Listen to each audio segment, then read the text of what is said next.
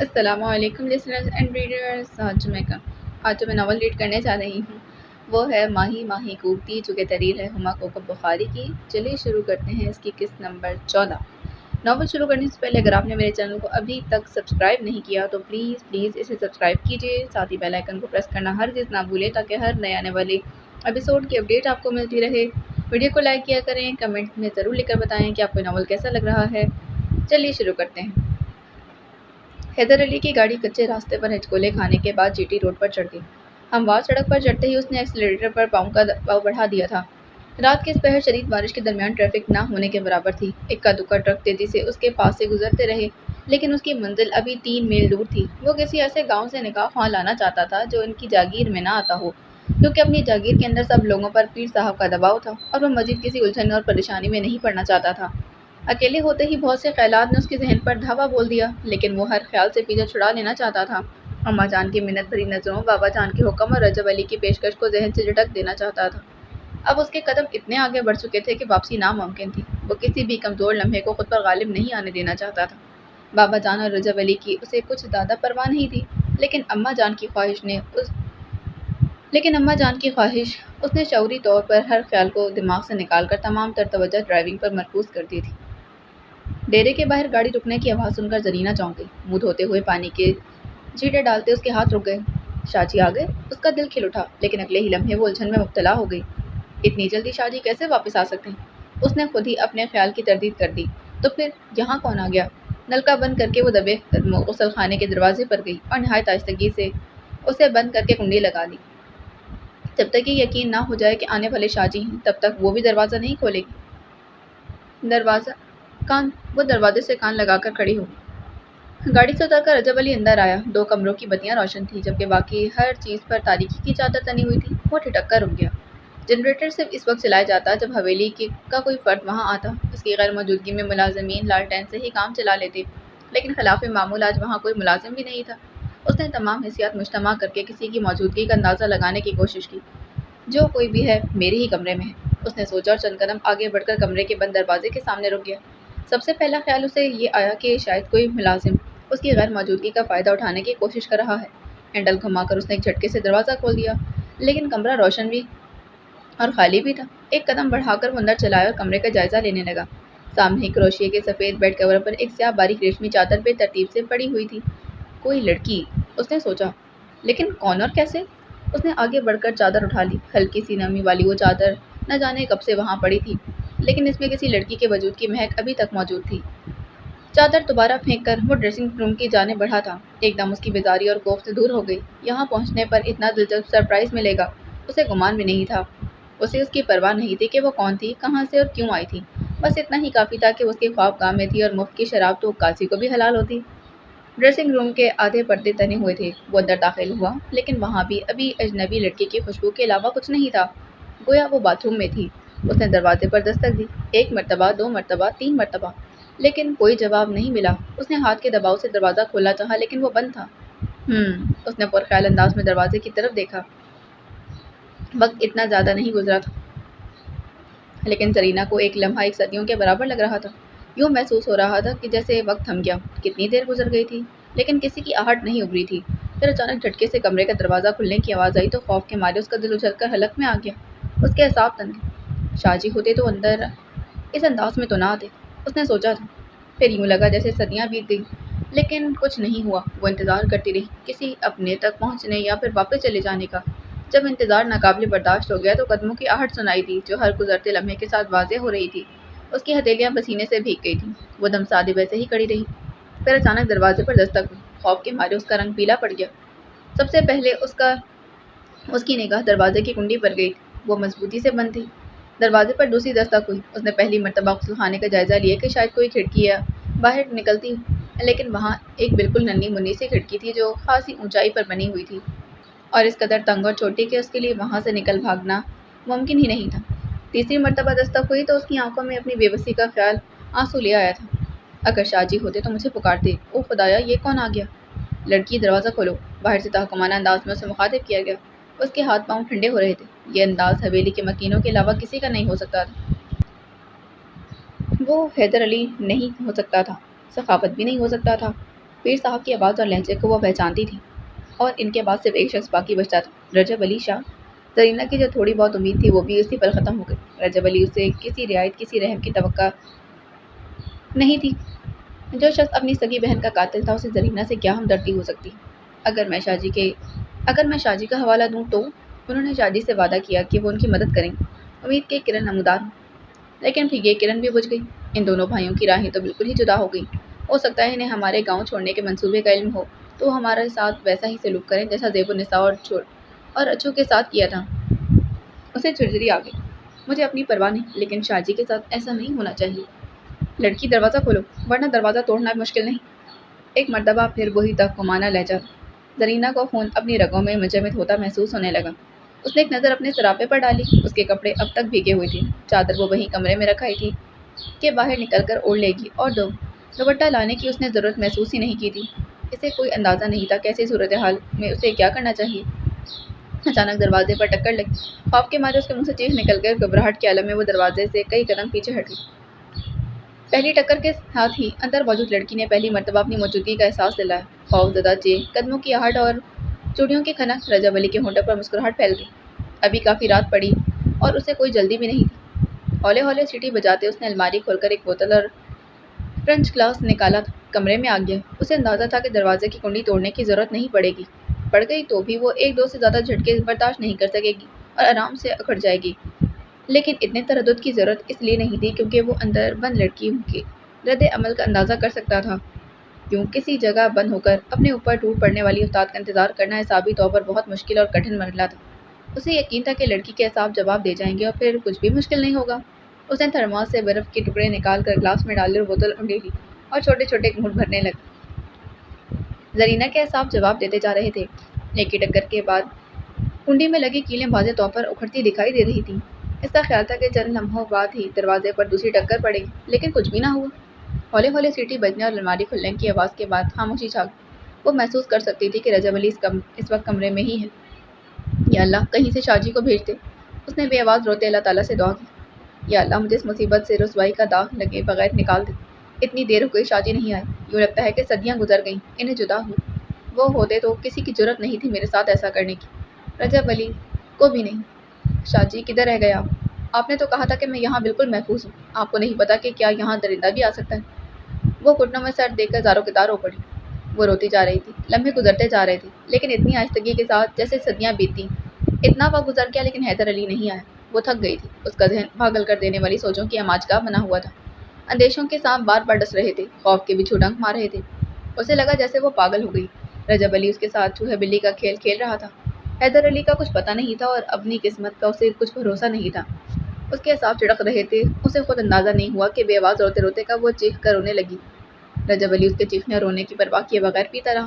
کافی دیر بعد وہ اٹھ کھڑا ہوا۔ اس کے خیال میں صحیح وقت اب آیا تھا۔ غسل خانے کے دروازے پر پہنچ کر اس نے اپنے مخصوص تحکمانہ انداز میں کہا، تمہاری ضد پوری ہو گئی ہے تو دروازہ کھول دو، ورنہ ہم خود کھول دیں گے۔ جواب میں رونے کی شدت میں اضافہ ہو گیا۔ دروازہ کھول دو۔ نہیں، زرینہ اسرائیلی انداز میں چلائی، کبھی نہیں۔ دروازے پر ایک اور ٹکر پڑی اور کنڈی اکھڑ گئی۔ پیر صاحب ڈرائیور کے ساتھ ڈیرے پر پہنچے تو رجب علی کی گاڑی وہیں کھڑی ہوئی تھی۔ اندر بجلی بھی روشن تھی۔ اس حد تک سلیم کی بات درست ثابت ہو گئی تھی کہ رجب علی وہیں موجود ہے۔ برآمدے تک پہنچتے پہنچتے اس کی دوسری بات کی تصدیق ہو گئی کہ وہاں کوئی لڑکی بھی موجود تھی، کیونکہ لڑکی کی چیخ و پکار وہاں تک سنائی دے رہی تھی۔ پیر صاحب کے اعصاب تن گئے اور غصہ پورے وجود میں کروٹ لینے لگا۔ تم یہیں ٹھہرو، انہوں نے ڈرائیور کو حکم دی۔ جی حضور۔ ڈرائیور بھیگی بلی بن کر جلدی سے کافی دور چلا گیا۔ سلیم کو وہ پہلے ہی اس کے گھر پر اتار آئے تھے۔ پیر صاحب اکیلے اندر بڑھے۔ کمرے کے دروازے کا ہینڈل آسانی سے گھوم گیا۔ رجب علی شاہ، انہوں نے ہلکی سی جھری کی اوٹ سے اسے پکارا۔ ان کی اس پکار میں تحکم بھی تھا، دکھ بھی اور جلال بھی۔ دروازے کی کنڈی اکھڑتے ہی رجب علی نے دروازہ کھول دیا۔ سیاہ کپڑوں میں ملبوس وہ لڑکی گھٹنوں میں منہ دیے بری طرح رو رہی تھی۔ ابھی وہ قدم بڑھانے ہی لگا کہ خوابگاہ کا دروازہ نیم واہ ہوا اور پیر صاحب کی آواز سنائی، رجب علی شاہ۔ اس کے اٹھتے قدم رک گئے۔ بابا جان، اس نے زیر لب کہا۔ ان کی آمد کے لیے وہ کسی طور تیار نہیں تھا۔ وہ تو خاص طور پر رات کو کہیں بھی نہیں نکلتے تھے۔ رجب علی، اس مرتبہ آواز میں اتنی سختی تھی کہ وہ سٹپٹا گیا۔ ایک نظر اس لڑکی پر ڈال کر اس نے غسل خانے کا دروازہ بند کیا اور کمرے میں آ گیا۔ یہ تو ممکن نہیں تھا کہ انہوں نے لڑکی کی چیخ و پکار نہ سنی، اسی لیے اس کی چادر چھپانا بیکار تھا۔ البتہ بوتل اور گلاس اس نے جلدی سے ڈبل بیڈ کے نیچے گھسکا دیا تھا۔ جی بابا جان، وہ ان کے سامنے مجرموں کی طرح جا کھڑا ہوں۔ مت کہو اپنی گندی زبان سے ہمیں بابا جان۔ غصے کی شدت سے ان کی آواز کانپ رہی تھی۔ تمہیں اپنا بیٹا کہتے ہمیں شرم آتی؟ پلیز میری بات سنیں بابا جان، اس نے کہنے کی کوشش کی۔ بند کرو بکواس، ہم تمہاری کوئی بات نہیں سننا چاہتے۔ تم نے ہمیں اور حویلی کو رسوا کر دیا ہے، دل تو چاہتا ہے کہ اپنے ہاتھ سے تمہیں شوٹ کر دوں۔ میرا سر حاضر ہے بابا جان، وہ بولا، لیکن اس معاملے میں میرا کوئی قصور نہیں۔ میں یہاں آیا تو ایک لڑکی پہلے سے ہی غسل خانے میں بند تھی، میرے کہنے پر بھی اس نے دروازہ نہیں کھولا، الٹا شور مچانے لگی۔ مجھے نہیں معلوم وہ کون ہے اور کہاں سے آئی ہے۔ جب میں یہاں آیا تو ملازمین بھی نہیں تھے۔ جھوٹ بولنے کی بھی ایک حد ہوتی ہے رجب علی، عذر گناہ بدتر از گناہ۔ لڑکی پہلے سے موجود تھی، ملازمین بھی نہیں تھے، کیا کوئی شخص تمہاری اس بات پر یقین کر سکتا ہے؟ ہمیں صرف اس بات کا جواب چاہیے کہ تمہاری خوابگاہ میں کوئی غیر لڑکی کیوں موجود ہے اور وہ کہاں سے آئی ہے؟ اس سوال کا میرے پاس کوئی جواب نہیں بابا جان، وہ مجرموں کی طرح سر جھکائے رہا۔ کہاں ہے وہ بچی؟ جی اندر، وہ بولا۔ بابا جان آپ اس سے تصدیق کروا سکتے ہیں، میں نے اسے ہاتھ بھی نہیں لگایا۔ تصدیق تو ہم جنت بیوی سے بھی کروا سکتے تھے بابا جان، اس نے ہونٹ کاٹے۔ یہاں اس کمرے میں خاموشی سے بیٹھ جاؤ، انہوں نے حکم دیا۔ وہ چپ چاپ صوفے پر جا بیٹھا۔ پیر صاحب نے نیم بعد دروازے پر دستک دی اور گویا، بچی آپ یہاں بالکل محفوظ ہیں، ہم تھوڑی دیر بعد آپ سے بات کریں گے، انہوں نے خوابگاہ کے دروازے کے باہر سے ہی کہا۔ زرینہ کو لگا کہ اللہ تعالیٰ نے اس کی سن لی، کم از کم اس افتاد سے تو نجات مل گئی تھی۔ لیکن میں پیر صاحب کو کیا بتاؤں گی، اور اگر اس دوران شاجی آ گئے تو؟ یہ سوچ کر ہی اس کا دل اچھل کر حلق میں آ گیا۔ یہ تو وہی آسمان سے گرا اور کھجور میں اٹکنے والی بات ہو گئی نا۔ غسل خانے سے بوجھل قدموں اور بھیگی آنکھوں سے نکل کر وہ خوابگاہ میں داخل ہوئی، جس کا بیرونی دروازہ اب مکمل طور پر بند تھا۔ اندر اس کے علاوہ کوئی نہیں تھا۔ سب سے پہلے اس نے بستر پر پڑی چادر اٹھائی اور جلدی سے خود کو اچھی طرح سے ڈھانپ لیا تھا۔ اس کی سمجھ میں نہیں آ رہا تھا کہ اب کیا کرے۔ پیر صاحب کچھ پوچھیں تو کیا بتائے۔ بستر کے ساتھ ٹیک لگا کر وہ قالین پر ہی بیٹھ گئی اور گھٹنوں پر سر رکھ دی۔ آنسو خود بخود ہی بہتے چلے آ رہے تھے۔ چاہے یہ میری جان لے لیں لیکن میں شاجی کا نام نہیں لوں گی، اس نے تہیہ کر لیا۔ شاجی کو کچھ ہو جائے یہ مجھے گوارا نہیں۔ تھوڑی ہی دیر بعد دروازے پر دستک ہوئی اور پیر صاحب کی آواز ہے، بچی ہم اندر آ سکتے ہیں؟ اس کے پاس ان کی بات کا کوئی جواب نہیں تھا، اس نے خود کو تقدیر کے حوالے کر دیا تھا۔ چند لمحوں بعد دروازہ کھول کر پیر صاحب اندر داخل ہوئے۔ ہمیں افسوس ہے کہ آپ کو ہمارے بیٹے کی وجہ سے دکھ پہنچا ہے، ہم چاہیں بھی تو کسی صورت اس کی تلافی نہیں کر سکتے، لیکن جس حد تک ہمارے بس میں ہے ہم آپ کی مدد کریں گے۔ ان کا لہجہ بہت میٹھا، بہت مشفقانہ تھا۔ آپ اپنے والد کا نام بتا دیں، ہم سب کچھ ہم پر چھوڑ دیں، آپ پر آنچ بھی نہیں آئے گی۔ اس نے بے اختیار گھٹنوں سے سر اٹھا دیا۔ نہیں، وہ پھٹی پھٹی آنکھوں سے انہیں دیکھ رہی تھی۔ ہم نے آپ سے کہا نا کہ آپ کو کوئی گزر نہیں پہنچ سکتی۔ وہ سے کچھ فاصلے پر قالین پر بیٹھ گئے۔ آپ کو ہماری بات کا اعتبار نہیں، ہم سب سنبھال لیں گے، کسی کی مجال نہیں کہ کوئی آپ کی طرف آنکھ بھی اٹھا کر دیکھے۔ نہیں میں نہیں بتاؤں گی، وہ چلائی۔ آپ کو نہیں پتا، ہمیں بیٹیاں بہت پیاری ہیں، اس میں کسی اپنے پرائے کی بات نہیں، کیونکہ بیٹیاں تو سب کی ایک جیسی ہوتی ہیں۔ ہم آپ کو بیار و مددگار نہیں چھوڑیں گے، آج سے آپ ہماری بیٹی ہیں، اور کسی میں اتنی جرأت ہرگز نہیں کہ ہماری بیٹی کی طرف دیکھ سکے۔ اس نے ان کے چہرے کو پڑھنے کی کوشش کی، وہاں اس کے لیے پیار اور محبت کی وہ مٹھاس تھی جو صرف ایک باپ کے چہرے پر ہی نظر آتی۔ ہاں بیٹا، انہوں نے تسلی دی، میرے ابا جی مجھے کبھی معاف نہیں کریں گے۔ اس کی آنکھوں سے آنسو ابل پڑے۔ ہماری زندگی میں کوئی آپ کو کچھ کہے یہ ہرگز ممکن نہیں۔ آپ کو نہیں پتا نا، آپ نہیں جانتے۔ اس نے دونوں ہاتھوں میں چہرہ چھپا لیا۔ وہ انہیں کیا بتاتی کہ اصل بات کیا تھی؟ اگر انہیں اصل بات کا علم ہو جاتا تو اسے یقین تھا کہ ان کی محبت اور حفاظت کے عہد باطل ہو جاتے، وہ اپنے الفاظ سے پھر جاتے۔ وہ اس کی حفاظت ضرور کرتے لیکن حیدر علی کو وہ کسی صورت معاف نہ کرتے۔ اتنی دیر تو وہ اسے دلاسے دیتے رہے، اس کے والد کا نام معلوم کرنے کی کوشش کرتے رہے، لیکن اس نے انہیں کچھ نہیں بتایا۔ تو یہ کھیل اس گھر میں اتنے عرصے سے کھیلا جا رہا تھا۔ مولوی صاحب کی سمجھ میں نہیں آ رہا تھا کہ اپنا غصہ کس پر اور کیسے نکالے۔ اور تم اس میں برابر کی شریک تھی؟ ابا جی میں نے تو اسے سمجھایا تھا پر رضیہ منمنائی تھی۔ بکواس بند کرو، وہ چلائی۔ میرے لیے وہ لڑکی مر گئی، چاہے وہ کسی شاخ کے ساتھ بھاگتی ہے یا فقیر کے ساتھ، داغ تو ایک سا ہے نا۔ کاش میرے پاس زہر ہوتا، میں یہ بھی نہ سوچتا کہ خودکشی حرام موت ہوتی، ذلت کی زندگی سے تو موت ہی بہتر، خواہ وہ حرام موت ہی۔ کس چیز کی کمی تھی تم لوگوں؟ اماں دکھ سے بولی تھی، جس چیز کی فرمائش کی دیر سویر سے تمہارے ابا نے پوری کی، اپنی بساط سے بڑھ کر دیا تم لوگوں کو، اس کا یہ صلہ دیا۔ میرا دل چاہ رہا ہے کہ تم دونوں کو اکٹھے دفن کر دوں، کاش پیدا ہوتے ہی مار دیا ہوتا تم لوگوں کو۔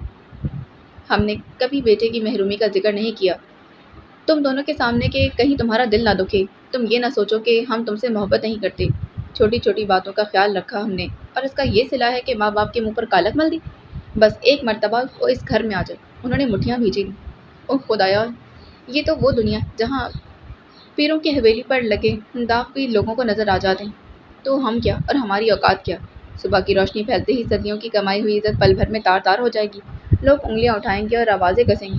اس مولوی کی ابتدا میں نماز پڑھتے تھے جس کی اپنی بیٹی گھر سے بھاگ گئی، اور جو کچھ پیر صاحب ہمارے ساتھ کریں گے یا ان کے برادر نسبتی وہ الگ بات ہے۔ کتنی ذلت ہوگی ان کے سامنے، کیا کہیں گے کہ انہیں سبق پڑھا رہا تھا اور خود میرے اپنے گھر میں کیا ہو رہا تھا۔ بولو کیا کروں میں، کہاں جا کر منہ چھپاؤں؟ اب صرف مٹی ہی مجھے پناہ دے سکتی ہے۔ اس بے غیرتی کے ساتھ تم اور تمہاری بہن زندہ رہ سکتے ہیں، میں نہیں۔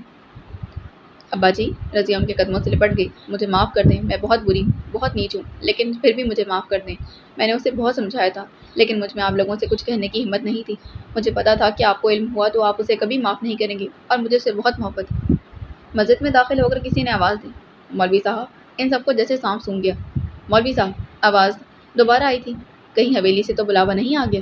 اماں کی خوفزدہ آواز سرگوشی سے زیادہ بلند نہیں تھی۔ اچھا ہے، اگر وہیں سے بلاوا آیا ہے، میں پیر صاحب سے خود درخواست کروں گا کہ ایک ایک گولی وہ مجھے اور میری بیٹی کو مار کر اس رسوائی سے نجات دلا دیں۔ انہوں نے پاؤں کے قریب بیٹھی رضیہ کو پیچھے ہٹایا اور مسجد کی جانب بڑھ گئے۔ رضیہ ان کے پیچھے لپکی، لیکن اماں نے واپس کھینچ لی۔ اپنے غیرت مند باپ کو اور ذلیل مت کرواؤ، انہوں نے غصے سے کہا۔ مولوی صاحب مسجد پہنچے تو پیر صاحب کا ڈرائیور رشید ان کا انتظار کر رہا تھا۔ مولوی صاحب! پیر صاحب نے آپ کو فوراً طلب کیا ہے، کہہ رہے ہیں کہ اس وقت تکلیف دینے پر معذرت چاہتے ہیں۔ اگر آپ کی فوری ضرورت نہ ہوتی تو زحمت نہ دیتے۔ انہوں نے گاڑی بھی بھجوائی۔ چلو میں تیار ہوں۔ وہ بوجھل قدموں سے ان کے ساتھ چلنے لگا۔ اپنی تمام تر کوشش کے باوجود حیدر علی اتنی جلدی نکاح خواہوں کے گاؤں تک نہ پہنچ سکا جتنی اسے توقع تھی۔ بارش بہت تیز ہو چکی تھی اور ونڈ اسکرین کے پار کچھ نظر نہیں آ رہا تھا۔ خاص طور پر جی ٹی روڈ سے اتر کر گاؤں کے کچے راستے پر گاڑی ڈالتے اسے اندازہ ہوا کہ جگہ جگہ کیچڑ اتنا زیادہ تھا کہ گاڑی کسی بھی جگہ پھنس سکتی تھی۔ پھر اسے اس گاؤں کے راستے بھی معلوم نہیں تھے، پھر بھی اس نے ہمت نہیں ہاری۔ یہاں اتنی دیر ہو گئی ہے، پھر نہ جانے نکاح خواہ تیاری میں کتنی دیر لگا دے اور گوری وہاں پریشان ہو رہی ہوگی، اس نے سوچا۔ لیکن اس مسئلے کا اس کے پاس کوئی حل نہیں تھا۔ اس وقت تکلیف دینے پر معذرت خواہ ہیں مولوی صاحب۔ پیر صاحب نے انہیں اپنے نزدیک بٹھا لیا۔ آپ حکم کریں پیر صاحب۔ ان کے چہرے پر اعصابی کشیدگی ظاہر تھی۔ خیریت تو ہے مولوی صاحب؟ آپ بہت پریشان لگ رہے ہیں۔ سب اہل خانہ تو ٹھیک ہے نا؟ جی۔ انہوں نے نظریں چرائیں۔ جب پیر صاحب کو بھی اصل بات کا علم ہے اور مجھے بھی، تو پھر یہ اس طرح جان بننے کی کوشش کیوں کر رہے ہیں؟ مولوی صاحب نے الجھن سے سوچا تھا۔ اب تو آر یا پار، لیکن جو ہو جلد سے جلد ہو سکتا ہے پیر صاحب محض تنبیہ کر کے زرینہ کو میرے سپرد کر دیں۔ ایک مہم سی امید نے سر اٹھایا تھا۔ ہمیں ایک مسئلہ درپیش ہے۔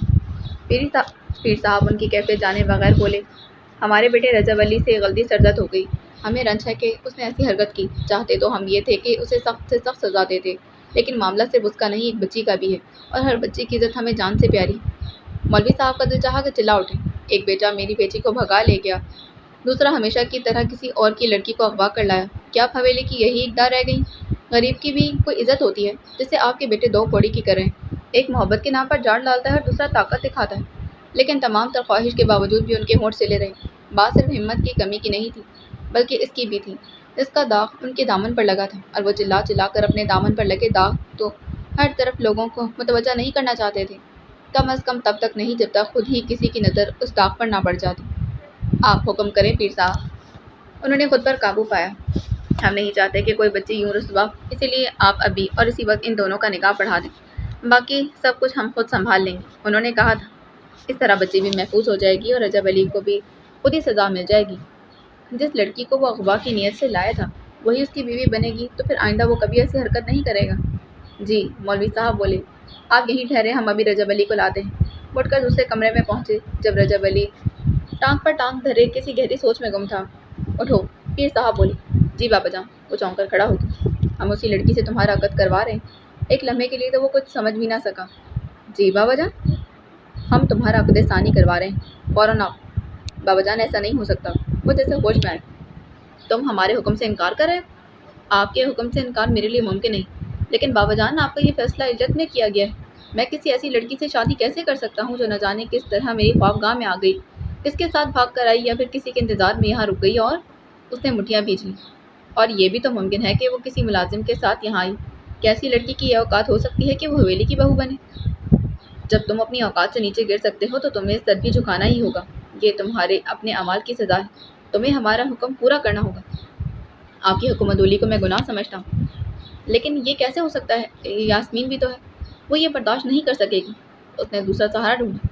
जब तुमने जुर्म किया तो तुम्हें सजा भी काटनी होगी। अपनी बीवी को बताना होगा कि तुम्हारी दूसरी शादी किन हालात में हुई, और उसके बाद यास्मीन बेटी जो कुछ भी कहे वो बर्दाश्त करना होगा। हमने पहले भी तुम्हें तंबीह की थी, लेकिन तुम अपनी हरकतों से बाज नहीं आए, उन्होंने कद्दीत से कहा। और ये बात हमेशा याद रखना कि हमें अपनी सारी औलाद में ज़ेब-ओ-निसाब से ज़्यादा कोई अजीज़ नहीं था, और इससे भी ज़्यादा हमें अपनी इज़्ज़त अजीज़ है। एक मरतबा मामला हमने दबा दिया, लेकिन हमेशा ऐसा नहीं हो सकता। गलती की माफ़ी एक मरतबा मिल सकती है, बार बार नहीं। बाबा जान, हम कुछ नहीं सुनना चाहते। अभी मामला बिगड़ा नहीं, लेकिन सुबह की रोशनी फैलते ही सब गांव वाले एक मर्तबा फिर फरियाद लेकर हमारे दर पर आएंगे। कितनी मर्तबा हम कहेंगे कि तुम इस घटिया हरकत में मुलविस नहीं हो? कितने लोगों की जुबानें बंद करेंगे? किस किस को रोकेंगे कि हमारा मजाक ना उड़ाए? पिछली मर्तबा भी एक शख्स ने हमें इंसाफ का ताना दिया था, और आज भी एक शख्स ने यही ताना दिया है। हम अपनी रियाया के सामने गर्दन नहीं झुका सकते। अब लम्हे की ताखीर के बगैर हमारे साथ आओ। रजब अली बादल नख्वास्ता उनके पीछे चल पड़ा। उसके वजूद में गुस्से की आतिश फिशां फट रहे थे। अपनी इज्जत खाक में मिलती नजर आ रही थी। अगर वो किसी मुलाजिम की महबूबा हुई तो? ये ख्याली सुहाने रूह था। अपने मकाम से इतना नीचे उतर आना उसे गवारा नहीं था। खुश वक्ती की बात और थी, लेकिन किसी ऐसी लड़की से शादी करना जो घर से भाग कर या फिर अपने महबूब से मिलने यहाँ आई, इसके लिए दुनिया का सबसे तकलीफ दे और मुश्किल काम था। बाबा जान, ये बहुत बेइज्जती की बात है। वो रास्ते में रुक गया। अपनी इज्जत तुमने खुद मिट्टी में मिलाई। पीर साहब का गुस्सा भी आसमान से बातें करने लगा। पिछली मर्तबा भी सब सच था, लेकिन मसलहत की वजह से हम खामोश हो गए थे। खुद तो ये कहकर मुतमईन कर दिया कि हमें फैसले लोगों के बयान पर करना है, और इनमें से किसी का बयान तुम्हारे खिलाफ नहीं। लेकिन जब हम अपनी आंखों से देख चुके हैं तो किस तरह चश्मपोशी कर सकते हैं? याद रखो, हमें हर बच्ची की इज्जत प्यारी है, और वो मनसब भी बहुत अजीज है जिसके लिए तुमने खुद को नाअहल साबित कर दिया, लेकिन जिस पर हमारे बाद बहरहाल तुमने ही फाइज होना है। अभी कुछ नहीं बिगड़ा। हम इस मनसब की इज्जत बचा सकते हैं। अभी तुम्हें बेगुनाह साबित कर सकते हैं, लेकिन सुबह की सफेदी नमूदार होने के बाद हमारे हाथ में कुछ नहीं रहेगा। हमें तुम्हारी नहीं, इस गद्दी की इज्जत बचानी है जिस पर आइंदा तुम बैठोगे। रजब अली उनके पीछे इस कमरे में चला आया जहाँ मौलवी साहब बैठे हुए थे। बच्ची से इजाज़त लेना ज़रूरी है पीर साहब, मौलवी साहब ने कहा, और इसके वालिद को भी यहाँ होना चाहिए। वो बोले थे, आप आए मेरे साथ। मैं तो उसे नहीं पहचानता। उसके वालिद के मुतल्लिक भी मैंने उसे बहुत पूछा, लेकिन वो कुछ बताने के लिए तैयार नहीं। शायद आपको कुछ बता दें। ये बात तो शाह साहब ही बता सकेंगे। मौलवी साहब ने सोचा, लेकिन कहने की ज़रूरत महसूस नहीं की। खुद इनका जहन भी बुरी तरह उलझा हुआ था। पीर साहब ख्वाबगाह के दरवाजे पर दस्तक देकर उन्हें अपने पीछे आने का इशारा करके अंदर दाखिल हो गए थे। अगर मैं छोटे शाह साहब पर जरीना का वाक़ इल्ज़ाम लगा दूँ तो यकीनन पीर साहब इनकी भी शादी कर देंगे, और यूँ बेइज्जती का कोई धब्बा मुझ पर नहीं आएगा। मौलवी साहब अपनी सोच में गुम अंदर दाखिल हुए। इस वक्त मैं अल्लाह ताला से कुछ और नहीं मांगता, बस खुदाया मुझे बेइज्जती के दलदल में उतरने से बचा ले। दस्तक की आवाज़ पर जरीना ने सर उठा दिया था। पीर साहब के पीछे मौलवी साहब को अंदर दाखिल देख उसके हिसाब बिल्कुल ही जवाब दे गए। अब्बा जी, उसके होठों से सरगोशी की तरह निकला। पीर साहब की आंखों में हैरत उतर आई। उन्होंने मुड़कर मौलवी साहब की तरफ देखा, जो न जाने की सोच में गुम अंदर दाखिल हो रहे थे। वही हुआ जिसका डर था। हैदर अली की कार के दोनों पहिए कच्चे रास्ते से नीचे उतरकर कीचड़ में धंस गए थे। उसने रेस देकर उन्हें निकालना चाहा, लेकिन बेसूर। उसका दिल चाहा कि कार को तोड़ फोड़ कर रख दे, लेकिन ये जोश के बजाय होश से काम लेने का वक्त था। कार वहीं छोड़कर बरसती बारिश में वो पैदल ही चल पड़ा। आज ही इतनी बारिश होनी थी। दिल ही दिल में वो पेचो-ताप खा रहा था। यूँ लगता कि जैसे आज के बाद कभी बारिश नहीं होगी। नाहमवार रास्ते पर चलने में उसे दुश्वारी हो रही थी। फिर ये भी था कि इसे इस इलाके से ज़्यादा वाक़फियत भी नहीं थी। अटकल से वो उम्मीद उम्मीद पर चलता रहा कि इतने अंधेरे में भी यकीनन गांव के मस्जिद के मीनार तलाश करने में कामयाब हो ही जाएगा। इसके बाद का सारा काम पैसा आसान कर देगा। दो बंदे भी धक्का लगाएं तो गाड़ी वहां से निकल सकती है, उसने सोचा। इसका इंतजाम भी गांव के मौलवी साहब से कहकर करवा लूंगा। ख्वाबगाह में इस वक्त सिर्फ मौलवी साहब और जरीना थे। जो ही पीर साहब को एहसास हुआ कि वहां मौजूद लड़की मौलवी साहब की बेटी है, वो उन्हें ख्वाबगाह से बाहर ले गए, और फिर कितनी देर तक समझाते रहे। मौलवी साहब, हम आपसे बेहद शर्मिंदा हैं, उन्होंने कहा था। हमें इल्म नहीं था कि ये क़यामत आपके घर पर टूटी है। अपनी परेशानी के दरमियान हम आपकी परेशानी समझ ही नहीं सके। मौलवी साहब के जहन में धमाका सा हो। अपनी इज्जत बचाने का ये मौका कुदरत ने उन्हें फराहम किया था, और वो किसी भी सूरत से हाथ से निकलने नहीं दे सकते थे। याद है पीर साहब, मैंने पहले भी आपसे कहा था कि मैं भी बेटियों वाला हूँ, और इस कदर ताकतवर नहीं कि इनकी हिफाजत का दावा कर सकूँ, क्योंकि हमारी झोंपड़ियों की दीवारें हवेली की दीवारों की तरह ना तो ऊंची हैं और ना ही मजबूत। मौलवी साहब सर झुकाए कह रहे थे। लेकिन आपको मेरी बात अच्छी नहीं लगी थी। मौलवी साहब, हम कह चुके हैं ना कि हम शर्मिंदा हैं, और आपकी इज़्ज़त हमें अपनी इज़्ज़त की तरह ही अज़ीज़ है। इसीलिए हम चाहते हैं कि सफ़ेदा शहर नमूदार होने से कबल दोनों का अक़द कर दिया जाए। सिर्फ़ यही सूरत है जिससे बिगड़ी बात बन सकती है। उन्होंने कहा था, हमें तो इस बात का भी अफ़सोस है कि आप बेटी के अग़वा के वक़्त हमारे पास क्यों नहीं आए। मौलवी साहब एक लम्हे के लिए ख़ामोश हो गए। क्या बताते कि बेटी अग़वा तो हुई ही नहीं, लेकिन पीर साहब से कुछ कहना ही नहीं था, सो दिल पर जबर करके लड़खड़ाती ज़ुबान में बोले, मुझे यकीन नहीं था कि ये बात साबित हो सकेगी। मैं तो इतना चाहता था कि सुबह अपनी बेटी के साथ ही खुदकुशी कर लूँगा। उन्होंने बराह रास्त ये नहीं कहा कि ज़रीना को अग़वा किया गया, लेकिन वो पीर साहब को तासुर देने में ज़रूर कामयाब हो गए थे। अब आप बेटी के पास जाकर उसे भी तसल्ली दें। वो बहुत खौफ़ज़दा और घबराई हुई है। उसे बताएं कि हमने उससे वादा किया है कि उस पर आँच भी नहीं आने देंगे। अब हम अपना वादा पूरा कर रहे हैं। और अब मौलवी साहब ज़रीना के पास थे। मैं सोच भी नहीं सकता था कि मेरी अपनी बेटी मेरा दामन दागदार करेगी। मैं खुदकुशी कर लेना चाहता था, लेकिन शायद कुदरत को मुझ पर रहम आ गया और मेरी इज़्ज़त बच गई। वो बोले थे, पीर साहब के हुक्म से मैं तुम्हारा और बड़े शाह साहब का निकाह पढ़वाने लगा। नहीं, वो चीखी थी, मैं ये शादी नहीं करूँगी। अब तक वो जिस वक़्त से खौफ़ज़दा थी, वो वक़्त आ गया तो वो हर खौफ़ से गुज़र गई। हैदर अली के साथ की जो मासूम सी उम्मीद थी वो ख़त्म हो गई, तो उसके लिए जैसे सब कुछ ही ख़त्म हो गया। ना खौफ़ ना उम्मीद, वो नताइज से बेपरवाह हो चुकी थी। कैसे नहीं करोगी?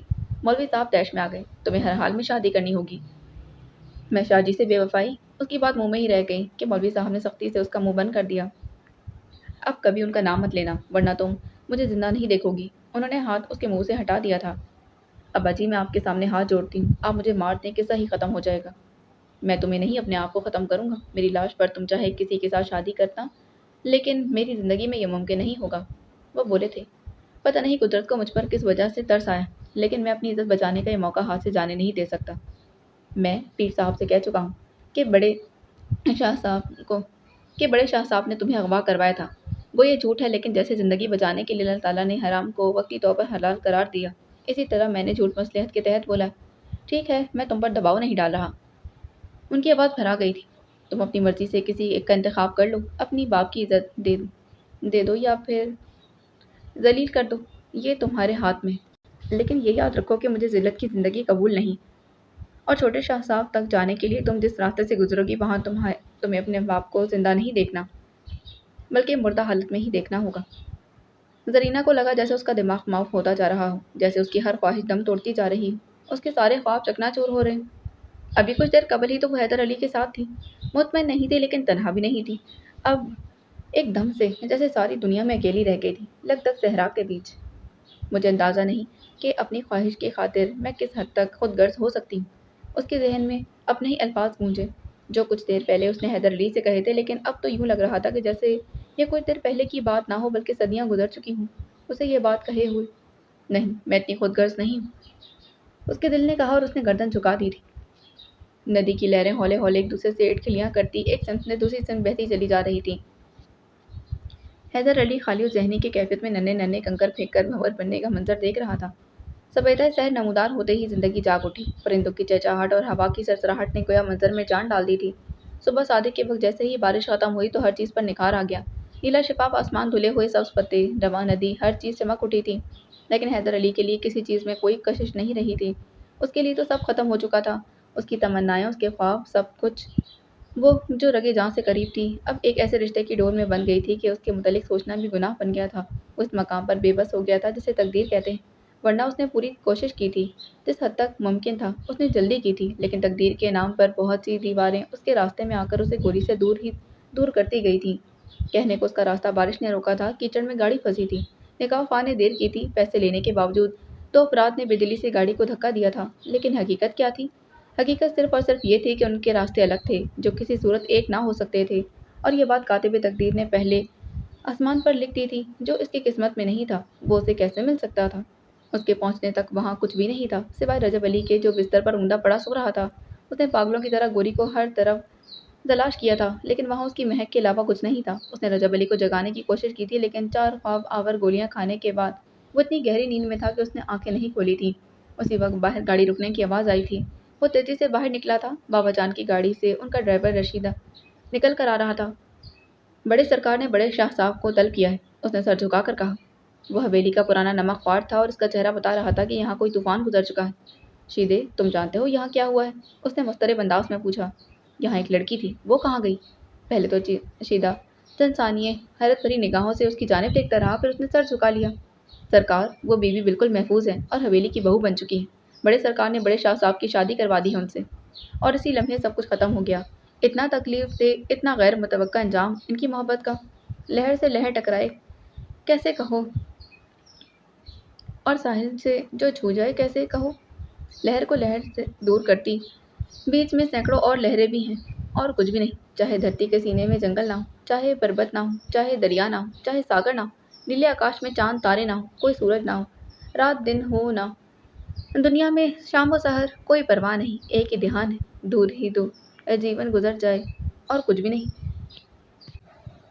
صبح ہوتے ہی حویلی سے رجب علی کی دوسری شادی کا اعلان کر دیا گیا۔ لوگ حیران تھے، دبے دبے انداز میں حیرت کا اظہار بھی کر رہے تھے۔ یہ جاننے کو وہ بے چین تھے کہ حویلی کی یہ نئی بہو کس گھرانے سے تعلق رکھتی ہے، لیکن تمام تر تجسس اور حیرت کے باوجود پیر صاحب کو ایک دوسرے سے بڑھ چڑھ کر مبارکباد دے رہے تھے۔ ایک دن کے وقفے کے بعد ہونے والا ولیمہ کھانے کو بےقرار تھے۔ بہو بیگم کے گھر والوں کی درخواست تھی کہ عقد سے قبل اس کی تشہیر نہ کی جائے۔ چھوٹی بیوی کی وفات کا غم ابھی تک تازہ ہے، ورنہ یہ شادی بھی اس طرح شاندار طریقے سے انجام پاتی جیسے پہلے ہوئی تھی۔ میر صاحب کہہ رہے تھے، بہو بیگم اسی گاؤں کے ایک نہایت ہی معزز گھرانے سے تعلق رکھتی ہیں، اور اس گھرانے سے تعلق جوڑنا ہمارے لیے باعث مسرت ہے۔ گاؤں کا معزز گھرانہ؟ سب اپنے اپنے ذہن دوڑانے لگے۔ ایسا کون سا گھرانہ ہو سکتا ہے جسے پیر صاحب نے عزت بخشی؟ لیکن منہ سے کچھ کہے بغیر وہ اس بات کے منتظر رہے کہ ابھی پیر صاحب ان کا تعارف کروائیں گے۔ مولوی نعمت اللہ اور ان کے گھرانے کی شرافت اور نجابت کو تو آپ سب ہی جانتے ہیں۔ بڑے شاہ صاحب رجب علی کا عقد ثانی ان کی چھوٹی صاحبزادی کے ساتھ ہوا ہے۔ لوگ حیران تھے کہ ایسا کیسے ہو گیا۔ ضرورتاً دوسری، کیا بعض اوقات تیسری شادی بھی کی گئی تھی، لیکن اس سے پہلے ایسا کبھی نہ ہوا تھا کہ بظاہر بلا وجہ ہی اور اس قدر اچانک دوسری شادی کر لی جائے۔ اور اس سے بڑھ کر حیران کن بات یہ تھی کہ رشتہ کسی سید زادی سے کرنے کے بجائے ایک عام سے گھرانے میں جوڑا گیا تھا۔ اس میں کوئی شک نہیں تھا کہ مولوی نعمت اللہ گاؤں کے معززین میں سے تھے، اور ان کے گھرانے کی بابت سب جانتے تھے، لیکن وہ سید نہیں تھے۔ کہیں کوئی گرہ تھی جس کا سرا گاؤں والوں کے ہاتھ نہیں آ رہا تھا۔ یہاں سے مبارکباد دے کر وہ جلدی سے مولوی صاحب کے گھر پہنچے۔ یہ کیا بات ہوئی مولوی صاحب، آپ نے اس خوشی میں ہمیں شامل بھی نہیں کیا؟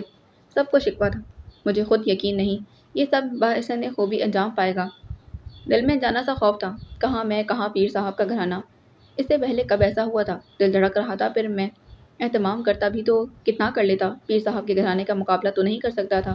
اس لیے پیر صاحب سے درخواست کی کہ پہلے سے کسی کو نہ بتایا جائے۔ انہوں نے نظریں چرا لی، کتنے جھوٹ بولنے پڑ رہے تھے انہیں۔ عورتیں گھر میں مبارکباد دے رہی تھیں، رضیہ کمرے میں بند رو رہی تھی۔ اس میں کسی کے سامنے جھوٹی خوشی کی نمائش کرنے کی ہمت نہیں تھی، اسے اس بات کی ذرا بھی خوشی نہیں تھی، تو پھر سب کے سامنے منافقت کیسے کر سکتی تھی؟ رہ رہ کر اسے زرینہ سے ہونے والی اپنی گفتگو یاد آ رہی تھی۔ جب وہ چھوٹے شاہ صاحب کی تعریف کر رہی تھی تو رضیہ نے اس سے کہا تھا، دیکھنے میں تو بڑے شاہ صاحب بھی کم نہیں، بلکہ دونوں ایک دوسرے کی ٹکر کے ہیں، لیکن کرتوت تو کالے ہیں نا۔ زرینہ فوراً بولی، ایسا بندہ تو مجھے 100 دفعہ مرنے کے بعد زندہ ہونے پر بھی اچھا نہ لگے۔ اسے کچھ اندازہ نہیں تھا کہ بازی کہاں، کیوں اور کیسے پلٹ گئی، اور وہ جو اپنا مقدر حیدر علی کے ساتھ جوڑنے جا رہی تھی، اچانک رجب علی کی زندگی میں کیسے داخل ہو گئی۔ یاسمین کی ازدواجی زندگی کو لگنے والا گو کہ یہ پہلا جھٹکا نہیں تھا، لیکن سب سے شدید ضرور تھا۔ اس نے ہمیشہ صبر کیا تھا، لیکن اس کے لیے شاید اس طرح کہ وہ رجب علی کو پا لینے یا نہ پا لے، لیکن اس لیے کہ شاید اس طرح وہ رجب علی کو پا لے، نہ کہ اس لیے کہ وہ ہمیشہ کے لیے اسے کھو دے۔ اتنے دن کے ساتھ کے بعد وہ صرف یہ اندازہ لگا سکی تھی کہ رجب علی کو اس کی ضرورت تھی ہی نہیں، اس نے تو بس فرض نبھایا تھا، شاید اپنے بابا جان کے الفاظ کا احترام کیا تھا اور کچھ نہیں۔ اور اب اچانک یہ افطار ٹوٹ پڑی تھی جس کے لیے وہ کسی طور تیار نہیں تھا۔ اس کا وجود جیسے کسی نے پارا پارا کر دیا۔ جس وقت پیر صاحب اس کے پاس آئے، اس نے بڑی مشکل سے اپنے آنسوؤں پر بند باندھے، مگر آنکھوں کی سرخی سب کچھ بتا رہی تھی۔ آپ کو اب تک تو علم ہو ہی گیا ہوگا، وہ بولے، ہمیں افسوس ہے کہ ہمیں ایسا فیصلہ کرنا پڑا، لیکن یہ فیصلہ کرنے کے لیے ہم مجبور تھے۔ اس کی آنکھیں برس پڑیں۔ ہم نے آپ سے کہا تھا نا کہ شوہر کی پردہ پوشی اچھی بات ہوتی ہے، لیکن اس حد تک پردہ پوشی نہیں کرنی چاہیے کہ اپنے گھر کی بنیادیں ہی کمزور ہونے لگیں۔ میں تو سوچتی رہی کہ میری خاموشی میرا گھر بچانے کی ضمانت ہے۔ میں کیا کروں بابا جان؟ اس کے انداز میں بے بسی اتر آئی۔ ان کا دل کٹ گیا تھا۔ یاسمین انہیں بہت پیاری تھی۔ خاموشی وہاں اچھی ہوتی ہے جہاں اسے سمجھنے والا کوئی ہو، وہ بولے تھے۔ اتنا ہم آپ کو یقین دلاتے ہیں کہ ہماری زندگی تک آپ سے محض اس وجہ سے بے انصافی نہیں ہوگی کہ رجب علی کی دوسری شادی ہو گئی، اور آپ کو یہ تو علم ہے نا کہ ہم اپنے الفاظ سے کبھی نہیں پھرتے۔ گاؤں سے پیغام آیا ہے، میرے بابا جان بھی آج آئیں گے۔ اس نے نظریں جھکا لی۔ ہمارا ہی بھائی ہے نا، آنے دو اسے۔ وہ اٹھ کھڑے ہوئے، اب ہم چلتے ہیں۔ ایک ایک کر کے حیدر علی کو نہ جانے کون کون سی بات یاد آ رہی تھی۔ جب وہ دونوں پہلی مرتبہ ملے تھے تو وہ کتنی بوکھلائی ہوئی تھی۔ دوپٹہ دروازے کی کنڈی میں اٹکنے کی وجہ سے شربت کا جگ اور گلاس زمین پر گر کر چور چور ہو گئے تھے۔ یہی افتاد کم نہیں تھی کہ اس کی نظر حیدر علی پر پڑ گئی تھی اور اس کی بوکھلاہٹ میں مزید اضافہ ہو گیا تھا۔ میں آپ کی مدد کر سکتا ہوں؟ اس نے پوچھا تھا۔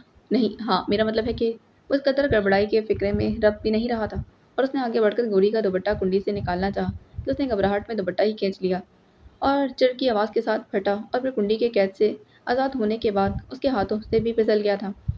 لیکن وہ کوئی جواب دیے بغیر بھاگ گئی تھی اور وہ دن جب پیاس کی وجہ سے اس نے خالہ کبرا کے دروازے پر دستک دی اور جواب میں گوری نے دروازہ کھولا تھا۔ کتنی دیر کر دی تم نے؟ دروازہ کھولتے اس نے کہا تھا اور پھر اسے دیکھ کر جیسے ساکت ہی رہ گئی۔ وہ بھی اسے دیکھتا رہ گیا۔ گلابی رنگ کے شلوار کرتے پر دوپٹے سے بے نیاز بالوں کی چوٹی آگے ڈالے وہ اتنی حسین اور معصوم لگ رہی تھی کہ صدا جس کا انتظار اس کا دل نہ جانے کب سے کر رہا تھا اچانک ابھری۔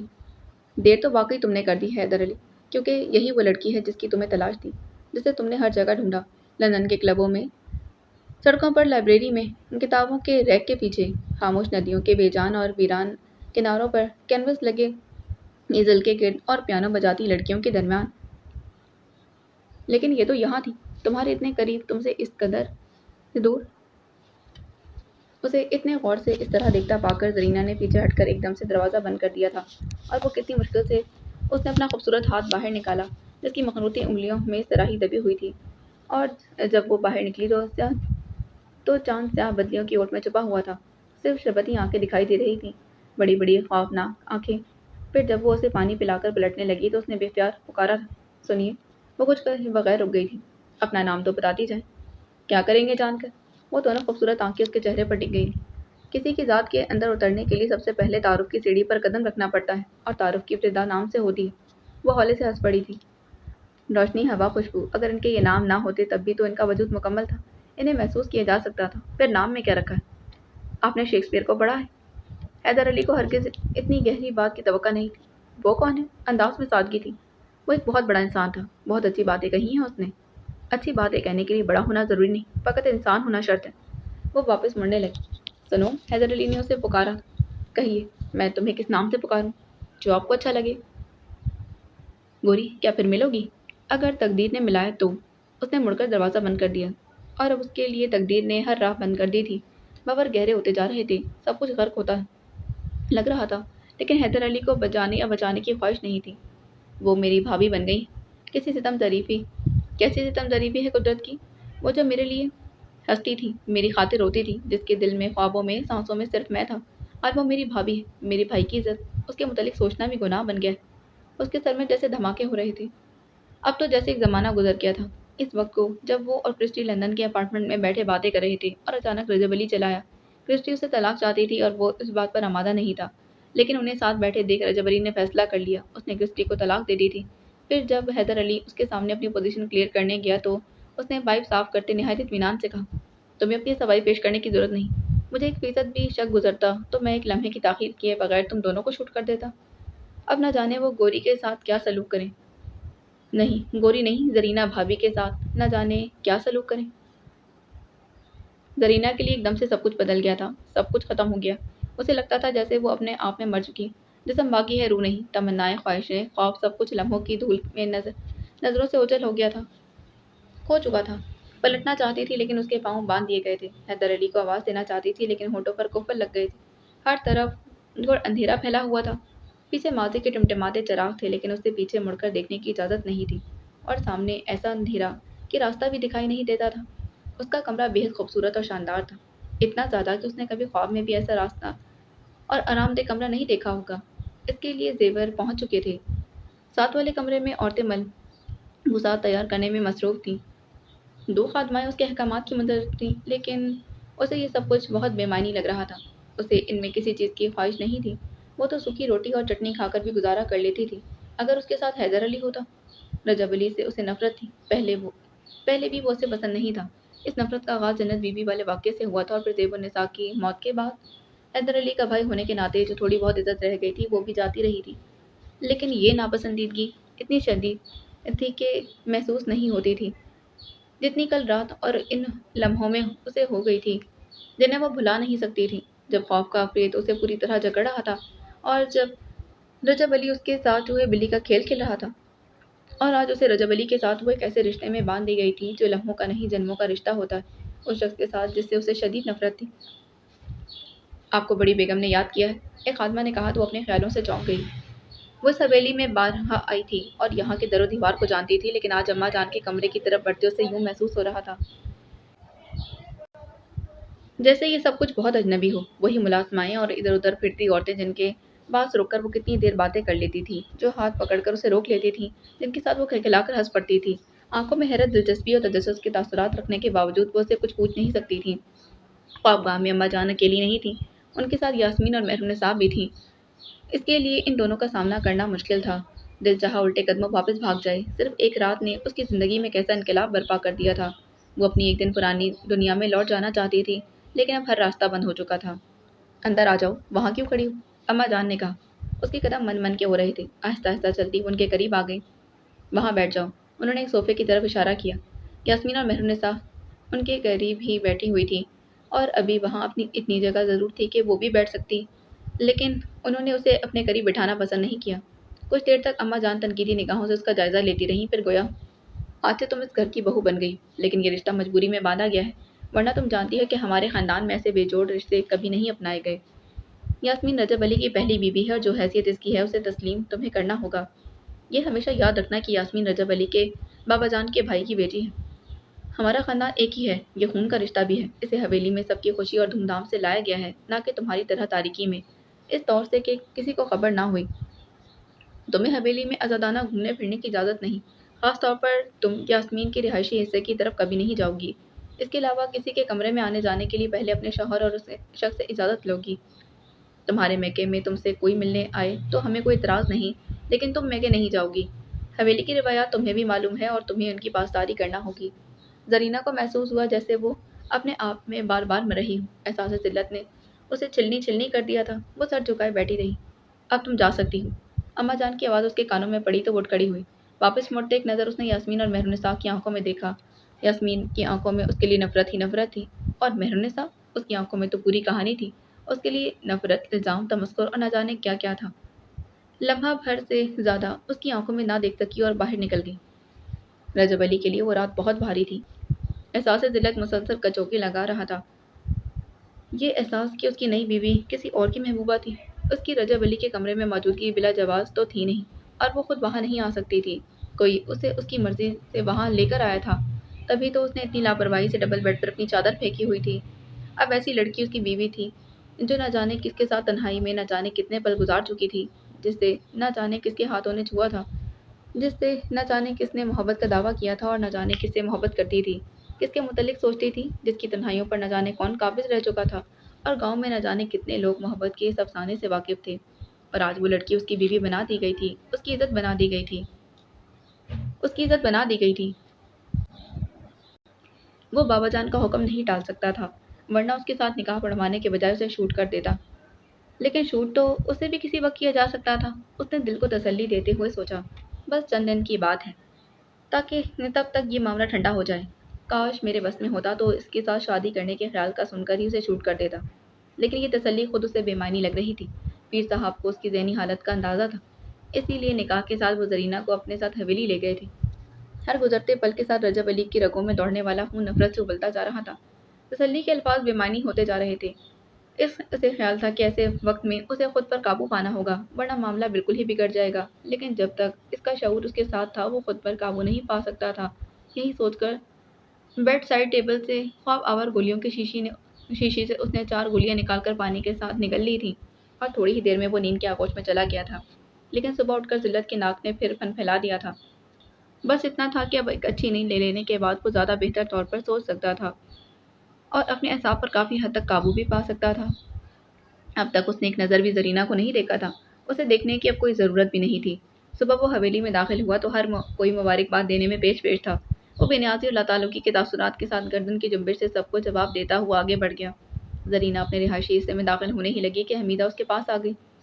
ये सब क्या है ज़रीना? वो बदहवास सी लग रही थी। ये? वो हौले से बोली। पता नहीं। फिर कदे तौक़ुफ़ के बाद बोली। शायद बदकिस्मती। ज़रीना, बड़े साहब। हमीदा दबे दबे अंदाज में घबराहट के साथ बोली। चौखट पर ज़रीना के हाथों की गिरफ्त सख्त हो गई। लेकिन सिर्फ एक लम्हे के लिए। फिर वो किसी भी जानिब देखे बगैर कमरे के अंदर चली गई।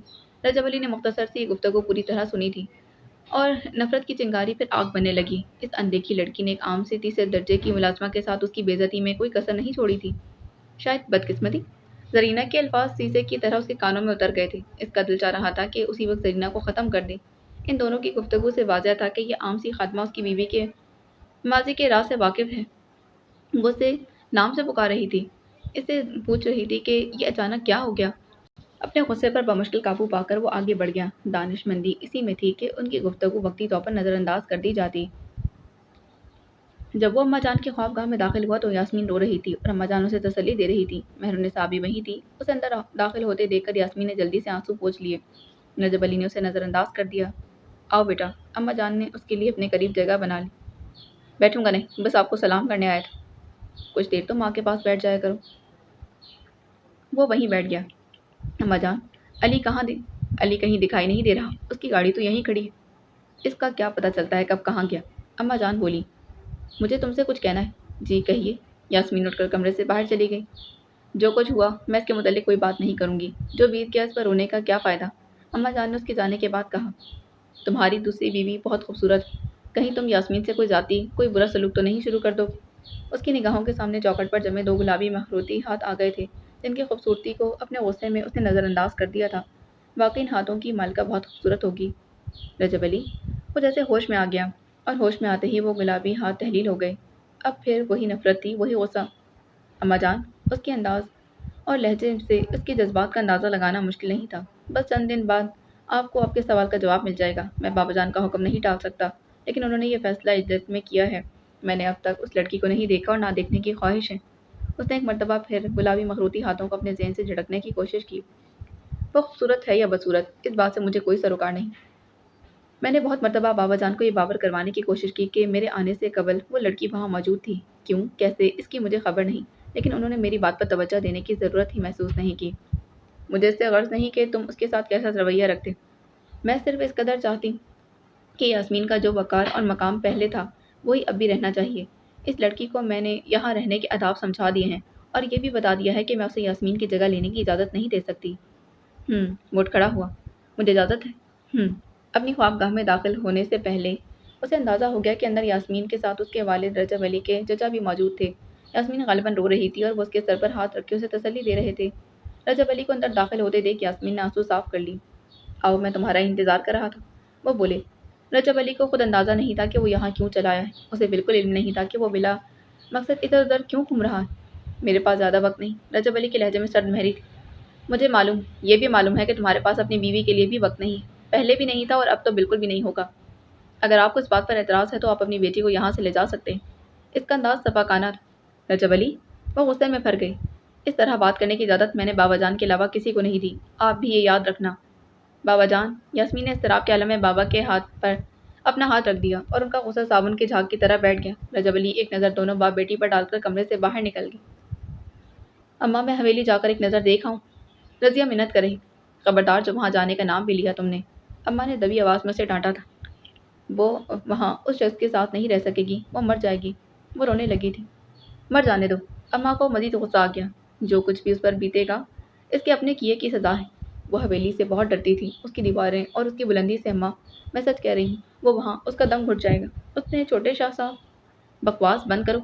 वो तैश में आ गई। अब नाम लिया ना छोटे शाह साहब का, तो ज़ुबान काट कर रख दूंगी। वो बड़े शाह साहब की बीवी है और बस। अब हर कहानी ख़त्म हो गई है। वो बड़े शाह साहब की इज़्ज़त है और उसे हवेली में इसी तरह रहना होगा जैसे बीवियाँ रहती।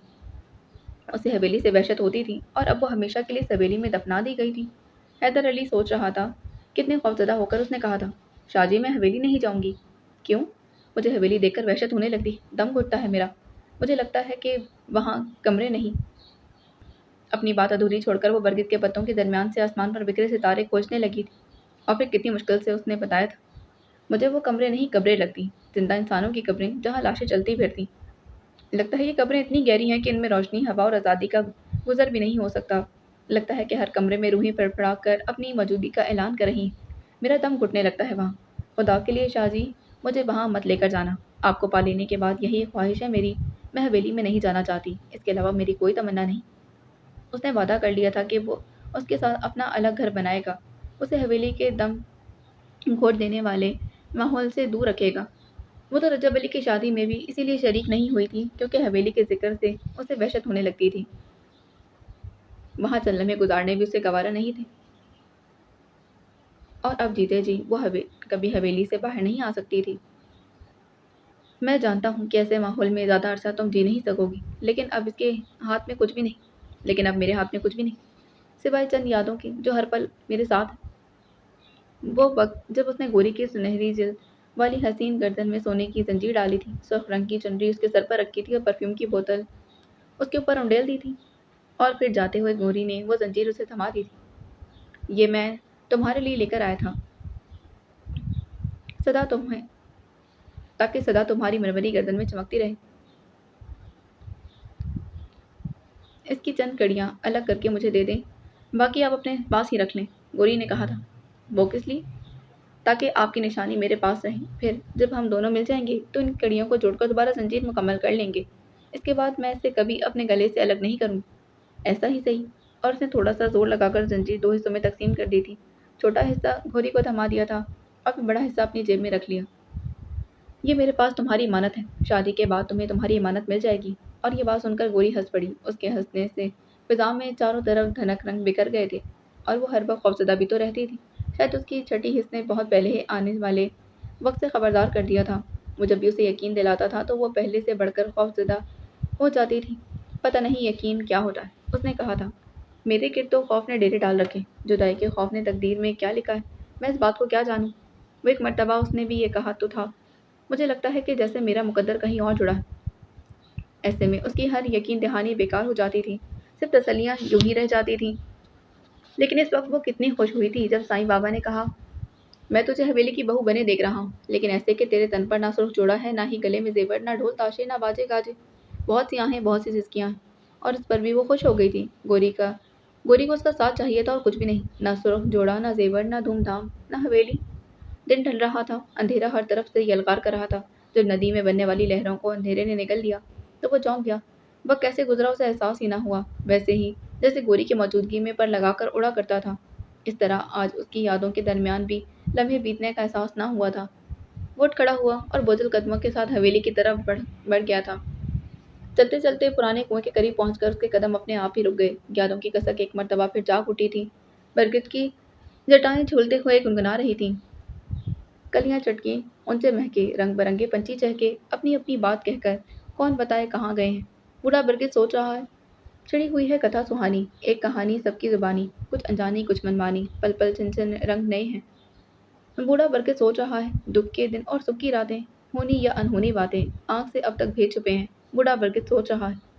اس میں یادوں کی کسک سہارنے کی مزید ہمت نہیں تھی، اس لیے وہاں سے چل پڑا تھا۔ حویلی جانے کو دل نہیں چاہ رہا تھا، ڈیرے میں بھی پاگل کر دینے والی یادیں بکھری ہوئی تھیں۔ کہاں جاؤں، وہ سوچ رہا تھا، لیکن کوئی اور پناہ گاہ تو تھی نہیں، اسی لیے تھکے قدموں سے حویلی کی طرف ہی چل دیا۔ حویلی کے وہی در و بام جو کبھی اپنے اپنے لگتے تھے، آج کتنے اجنبی لگ رہے تھے، یوں جیسے کہ پل بھر کی شناسائی بھی نہ ہو۔ اپنے کمرے میں آ کر وہ مسہری پر لیٹ گیا اور سگریٹ سلگا لیا تھا۔ اسی چھت کے نیچے کمرے میں گوری بھی ہوگی، اس نے سوچا تھا۔ پتہ نہیں کیا کر رہی ہوگی، کیا وہ بھی مجھے شدت سے یاد کر رہی ہوگی جس شدت سے میں اسے یاد کر رہا ہوں۔ ہاں یقیناً، لیکن نہیں، اسے مجھے یاد نہیں کرنا چاہیے، کہیں اپنے پاگل پن میں وہ بھائی جان سے کوئی ایسی بات نہ کہہ دے۔ او نو، مٹ بیٹھا تھا۔ مجھے اپنی پرواہ ہے، لیکن میں اسے زیبی آپی کی طرح مرتے نہیں دیکھ سکتا۔ وہ تیزی سے کمرے سے باہر نکل آیا اور مہرنسا کی خوابگاہ کی جانب بڑھا۔ وہ بھی جاگی ہوئی تھی اور اپنی ملازمہ حمیدہ سے باتیں کر رہی تھی۔ اسے اندر داخل ہوتے دیکھ دونوں خاموش ہو گئیں۔ حمیدہ اٹھ کر باہر نکلنے لگی۔ تم یہاں قریب ہی رہنا، مہرنسا نے اس سے کہا تھا۔ حیدر علی اس کے قریب بیٹھ کر کتنی دیر تک مناسب الفاظ تلاش کرتا رہا۔ زرینہ کے متعلق کچھ کہنے آئے ہو؟ مہرنسا نے خاموشی توڑتے اس کی مشکل آسان کر دی۔ تو پھر کہو، چپ کیوں ہوں؟ سمجھ میں نہیں آ رہا کیا کہوں۔ پھر چند لمحوں کے توقف کے بعد ہولے سے بولا، آپا میں چاہتا ہوں کہ وہ یہاں بھائی جان کے سامنے ہمارے آپس کے تعلقات کا ذکر نہ کریں۔ ڈرتے ہو؟ اس کا انداز تمسخرانہ تھا۔ میں کسی سے نہیں ڈرتا۔ اس نے اپنے اندر ابلتے غصے پر قابو پانے کی کوشش کی۔ لیکن میں یہ نہیں چاہتا کہ گوری کو کوئی نقصان پہنچے۔ گوری؟ لیکن اب تو وہ زرینہ بن چکی ہے۔ زرینہ بھابھی؟ آپا، آپ میرا یہ کام کر سکتی ہیں یا نہیں؟ اس نے حتمی انداز میں پوچھا۔ ذاتی طور پر نہیں، ہاں کروا سکتی ہوں، کیونکہ مجھے اس کی نہیں تمہاری پرواہ ہے، وہ بولی اور پھر حمیدہ کو طلب کیا، چھوٹے شاہ صاحب جو کام بتائیں وہ کر دو۔ حمیدہ ایک طرف نظر جھکائے کھڑی ہو گئی تھی۔ حیدر علی نے گہرا سانس لیا، پھر کاغذ قلم لے کر سوچنے لگا، کیا لکھوں؟ الفاظ نہ جانے کہاں کھو گئے تھے، ذہن بالکل خالی لگ رہا تھا۔ پھر بالآخر وہ قلم کو کاغذ پر گھسیٹنے لگا۔ گوری، ہمیشہ خوش رہو۔ آج بہت کچھ کہنا چاہتا ہوں لیکن کچھ کہہ نہیں پا رہا۔ اس وقت تو فقط یہ خیال باقی ہے کہ ہمارے درمیان جو بھی رشتہ تھا وہ ہمارے اس وقت تو فقط یہ خیال باقی ہے کہ ہمارے درمیان جو بھی رشتہ تھا وہ ہمیشہ کے لیے ٹوٹ چکا ہے۔ میں نے پوری کوشش کی تھی لیکن تم نے ٹھیک کہا تھا کہ تمہارا مقدر کہیں اور جڑا ہوا تھا۔ یہ تو ہم دونوں تھے جو اس بات کو تسلیم کرنے کے لیے کسی صورت تیار نہیں تھے۔ کل تک مجھ میں جذبے تھے، حوصلہ تھا، تمہیں اپنا لینے کا جذبہ اور سب سے ٹکر لینے کا حوصلہ۔ آج میرے پاس کچھ بھی نہیں سوائے پچھتاوے کے۔ یہ پچھتاوا کہ کاش میں تمہیں یوں چھوڑ کر نہ جاتا، کاش میں نے تمہاری بات مان لی ہوتی اور ہم فوراً شہر چلے گئے ہوتے، کاش پرانا وقت صرف ایک پچھلی رات لوٹ آئے۔ لیکن بک کا پہیہ الٹا چلانا میرے اختیار میں نہیں، ہم دونوں ہی کے اختیار میں نہیں، اور یہ احساس کتنا تکلیف دہ۔ مگر گوری، میں تمہیں خوش دیکھنا چاہتا ہوں۔ وقت گزرتا ہے تو اس کی دھول میں بہت کچھ نظروں سے اوجھل ہو جاتا ہے، اور جو چیز نظروں سے اوجھل ہو جاتی ہے آہستہ آہستہ ذہن سے بھی محو ہو جاتی۔ یہ شاید اچھا ہی ہے، ورنہ زندہ رہنا صرف ایک سزا بن جائے۔ تم سے اتنی درخواست ہے کہ گوری، وہ سب کچھ جو بیت چکا اسے شعوری طور پر بھلانے کی کوشش کرو۔ حقیقت کو تسلیم کرنا بہت مشکل ہے لیکن اس کے بغیر کوئی چارہ بھی تو نہیں۔ میرے لیے کیا تم اتنا کر سکتی ہو کہ خوش رہو اور بھائی جان کے سامنے اپنی گزشتہ زندگی کے متعلق کچھ مت کہنا؟ میری سب دعائیں تمہارے ساتھ ہیں، اللہ تعالیٰ تمہارے راستے میں خوشیاں ہی خوشیاں بکھیر دے۔ تمہارا حیدر علی شاہ۔ کاغذ طے کرنے سے پہلے اس نے ایک اچٹتی سی نظر اپنی تحریر پر ڈالی۔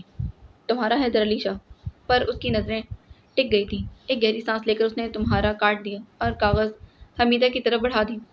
حمیدہ بغیر کچھ کہے کمرے سے باہر نکل گئی۔ آپ گوری سے ملی؟ حیدر علی نے پوچھا تھا۔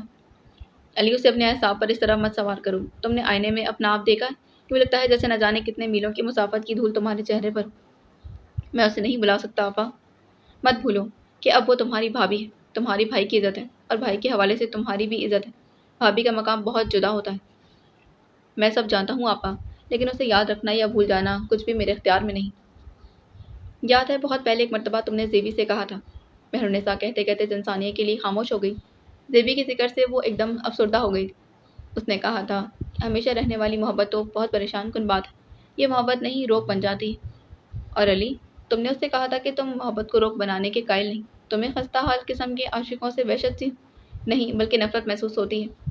تم نے کہا تھا کہ تم ان لوگوں میں سے نہیں جو معاشرے کی چند فرسودہ روایات میں جکڑ کر اپنی محبت کا گلا گھونٹ دیتے ہیں۔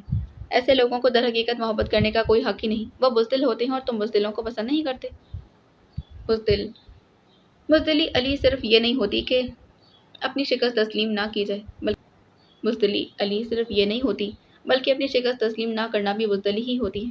اب جب تقدیر کا فیصلہ تمہارے خلاف ہو گیا ہے تو تم نے کیوں روک بنا لیا ہے محبت کو؟ زندگی صرف ایک زرینہ کے نہ ملنے سے ختم تو نہیں ہو سکتی۔ اپنی شکست پر رونے کے بجائے اسے حوصلے سے قبول کر لو علی، اسی میں تمہاری بہتری۔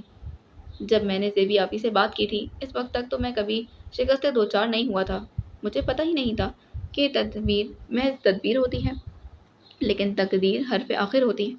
کل رات تک میرا بھی یہی خیال تھا، لیکن اس کے بعد جو کچھ ہوا وہ مقدر تھا، جسے تبدیل کرنا میرے اختیار میں نہیں تھا۔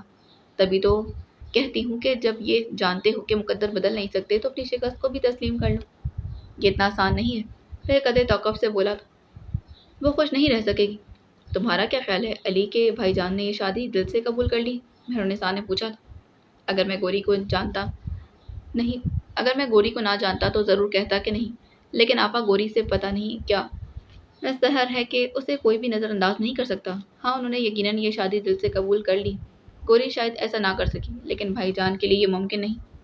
میں نہیں سمجھتی کہ ایسا ہے۔ آج جب بھائی جان اماں جان کے پاس آئے تو وہ وہیں تھی۔ کچھ کہا انہوں نے گوری کے متعلق؟ اس کی بےتابی واضح تھی۔ وہ قدرے سوچ کر بولی، انہوں نے کہا تھا کہ اب تک انہوں نے زرینہ کو دیکھا بھی نہیں، وہ شادی کسی صورت نہیں کرنا چاہتے تھے۔ کیوں؟ اس کا اندازہ لگانا مشکل نہیں، یہ شادی تو بابا جان نے زبردستی کروائی۔ وہ زرینہ کو ایک مرتبہ دیکھیں گے تو ہر بات بھول جائیں گے۔ اس نے بہت آہستگی سے جیسے خود سے کہا تھا، پھر اچانک اسے خیال آیا، حمیدہ نہیں آئی، بہت دیر ہو گئی۔ آتی ہوگی، مہرالنساء نے کہا۔ وہ دونوں خاموش ہو گئے۔ لمحے دبے پاؤں سرکتے گئے، بالآخر حمیدہ آ گئی۔ اس کی مٹھی میں کاغذ دبا ہوا تھا۔ حیدر علی متوقع نظروں سے اسے دیکھ رہا تھا۔ جی یہ، اس نے نظریں چراتے ہوئے مٹھی کھول دی۔ اس میں حیدر علی کا دیا ہوا خط تھا۔ بیوی کہہ رہی ہیں کہ شاید کسی اور کی چٹھی ہے جو مجھ تک جو میں غلطی سے انہیں دے رہی ہوں، کیونکہ وہ نہ کسی گوری کو جانتی ہیں اور نہ ہی کسی۔ اس نے بات ادھوری چھوڑ دی۔ حیدر علی کے دل میں ٹیس سی اٹھی تھی۔ اس نے خاموشی سے خط اٹھایا اور اپنے کمرے میں چلا آیا۔ میں کس بات پر دکھی ہو رہا ہوں؟ اس نے سگریٹ سلگاتے ہوئے سوچا۔ یہ تو اچھا ہے نا کہ وہ مجھے بھولنا چاہ رہی ہے۔ یہی تو میں بھی چاہتا ہوں۔ یہی تو میں نے اسے کہا تھا کہ جو کچھ بیت گیا اسے شعوری طور پر بھلانے کی کوشش کرے۔ پھر اب اس کے الفاظ نے مجھے اندر تک کاٹ کر کیوں رکھ دیا؟ وہ سوچ رہا تھا۔ اس وقت اسی چھت کے نیچے کسی کمرے میں وہ بھی ہوگی، اپنے شوہر کے ساتھ۔ یہ احساس اتنا تکلیف دہ تھا کہ رات کاٹنی اس کے لیے مشکل ہو چکی تھی۔ حمیدہ کا ذہن بری طرح منتشر تھا۔ پہلے زیب النساء کا صدمہ اور اب زرینہ کا۔ اس کی نگاہوں کے سامنے وہ منظر نہیں ہٹ رہا تھا جب اس نے حیدر علی کا خط اسے تھمایا تھا۔ یہ کیا ہے؟ اس نے پوچھا تھا۔ اس کے انداز میں اتنی بے نیازی اور لاتعلقی تھی کہ حمیدہ سمجھ ہی نہ سکی اس کا ذہن کس ڈگر پر چل رہا ہے۔ یہ تمہارے لیے ہے، میرا مطلب ہے آپ کے لیے ہے، اس نے جلدی سے تصحیح کی۔ چھوٹے شاہ صاحب نے بھیجا ہے۔ اس کے چہرے پر سرد مہری اور لاتعلقی کی دھن اور گہری ہو گئی تھی۔ ان سے میرا کیا تعلق؟ وہ بولی تو اس کی آواز کانپ رہی تھی۔ اس کے لہجے میں تمام بناوٹی بے نیازی اور سرد مہری پل بھر میں غائب کر دی۔ میں تو حکم کی غلام، انہوں نے کہا اور میں یہاں چلی آئی۔ میں انہیں نہیں جانتی، ان کا کوئی پیغام لانے کی ضرورت نہیں، اس نے کہا تھا۔ اچھا، وہ جانے کے لیے مڑ گئی۔ رکو حمیدہ۔ وہ دروازے تک پہنچی تھی کہ زرینہ کے الفاظ نے اس کے قدم روک لیے۔ خط دے دو، اس نے ہونٹ کاٹتے ہوئے صرف اسی قدر کہا۔ اس کا لہجہ خود سے ہونے والی جنگ میں شکست کھا جانے کی چغلی کھا رہا تھا۔ خود پر جو بند باندھنے کی کوشش میں وہ مصروف تھی، وہ جذبوں کی شدت سے ٹوٹ گیا تھا۔ اپنے اندر ہونے والی جنگ نے اسے اپنے آگے ہی ہتھیار ڈالنے پر مجبور کر دیا تھا۔ حمیدہ نے خاموشی سے خط اس کی پھیلی ہوئی ہتھیلی پر رکھ دیا۔ وہ جذبات اعتدال پر لانا چاہ رہی تھی۔ کتنی دیر تک تو خط وہ تھامے ہاتھ کی لرزش پر قابو پانے کی کوشش ہی کرتی رہی۔ بہت دل مضبوط کر کے اس نے کاغذ کی تہہ کھولی تھی، لیکن تحریر پر نگاہ پڑتے وہ اپنے آپ میں نہ رہی تھی اور بری طرح رو پڑی۔ وہ منہ سے کچھ نہیں بولی، لیکن حمیدہ سمجھ سکتی تھی کہ اس وقت اس کے دل پر کیا گزر رہی ہے۔ اس نے زرینہ کو تسلی دینے کی بہت کوشش کی، لیکن آنسو پوچھ لینا اس کی بس میں کہاں تھا۔ کتنی مشکل سے خود پر قابو پا کر اس نے خط پڑھا تھا۔ سنو حمیدہ، اس وقت جو کچھ ہوا وہ شاہ جی کو مت بتانا۔ یہ ٹھیک ہے کہ میرے دل میں ان کے علاوہ کوئی نہیں۔ انہوں نے جس خواہش کا اظہار کیا ہے وہ میرے لیے حکم کا درجہ رکھتی، لیکن میں کیا کروں؟ خوش رہنا میرے بس میں بھی نہیں۔ لیکن وہ چند ثانیے کے لیے خاموش ہو گئی۔ لیکن انہیں کچھ نہ بتاؤں، یہ میرے بس میں ہے۔ حمیدہ، تم ان سے صرف اتنا کہنا کہ شاید یہ خط غلطی سے میرے پاس آ گیا ہے، کیونکہ نہ میں کسی گوری کو جانتی ہوں، نہ ہی حیدر علی شاہ کو۔ تم نے ان کی حالت نہیں دیکھی زرینہ۔ انہیں دیکھنے کے لیے مجھے ان دو آنکھوں کی ضرورت نہیں ہے حمیدہ، اس نے بات کاٹ دی تھی۔ ہم دونوں ایک دوسرے کے لیے جیتے ہیں، انہیں صرف دیکھے بغیر۔ میں سب کچھ جانتی ہوں۔ تم ان سے وہی کہو جو میں نے کہا ہے۔ میں انہیں کسی خلش میں مبتلا نہیں کرنا چاہتی۔ ان تمام دوریوں کے باوجود ہم ایک دوسرے سے نہیں دور ہو سکتے، لیکن ہمیں ایک دوسرے سے دور ہونا چاہیے۔ میں اپنے لیے نہیں، خود ان کے لیے ان سے دور ہونا چاہتی ہوں۔ خدا کے لیے میری مدد کرو حمیدہ، ان سے صرف وہ کچھ کہو جس کے لیے میں نے تمہیں کہا ہے۔ اور حمیدہ کے دل میں کانٹا سا چبھ گیا تھا، لیکن اس کے بس میں کچھ بھی نہیں تھا۔ ولیمے میں بھی وہ دھوم دھام نہیں تھی جیسا کہ حویلی کا خاصا تھا۔ زیب النساء کے 40ویں کو زیادہ دن نہیں گزرے تھے۔ تقریب بے حد سادہ تھی۔ زرینہ دلہن بنی ہوئی تھی، اس کے گرد ہجوم تھا، لیکن اس کا ذہن کہیں اور تھا۔ اس ہجوم میں بھی وہ بے حد تنہا تھی۔ تبھی اس کی نگاہ اماں اور رضیہ پر پڑی۔ اس کا دل چاہا کہ سب چھوڑ چھاڑ کر اماں کے گلے لگ جائے، آنکھیں بند کر لے تاکہ یہ سارا منظر اس کی نگاہوں سے اوجھل ہو جائے۔ پھر اس منظر کی تحلیل ہوتے ہی وہ ایک نیا منظر تخلیق کر لے۔ بہت مشکل سے اس نے اپنی شدید خواہش پر قابو پایا تھا۔ اماں وہیں دوسری عورتوں کے درمیان ٹھہری رہی تھیں۔ مجبوراً رضیہ کو بھی وہیں رکنا پڑا۔ عورتیں انہیں مبارکباد دے رہی تھیں، وہ مسکرا کر قبول کرتی جا رہی تھیں، لیکن یہ زرینہ ہی جانتی تھی کہ وہ مسکراہٹ در حقیقت کتنی مصنوعی تھی اور اس میں کتنے تفکرات چھپے ہوئے تھے۔ وہ زبردستی وہاں آئی تھی کیونکہ آئے بنا چارہ بھی نہیں تھا، لیکن احساس جرم اور احساس کمتری کے مارے وہ حویلی کی عورتوں سے آنکھیں نہیں ملا پا رہی تھیں۔ یاسمین تو وہاں موجود نہیں تھی، لیکن اماں اور مہر النساء کا انداز یہ بتا دینے کے لیے کافی تھا کہ وہ انہیں گرم جوشی سے خوش آمدید کہنے کے لیے تیار نہیں تھیں۔ زرینہ نے اپنی توجہ اس طرف سے ہٹا لی تھی۔ اسے معلوم تھا کہ وہ اس مسئلے پر زیادہ دیر تک سوچتی رہی تو پاگل ہو جائے گی، شاید چیخنے چلانے اور در و دیوار سے ٹکرانے بھی لگے۔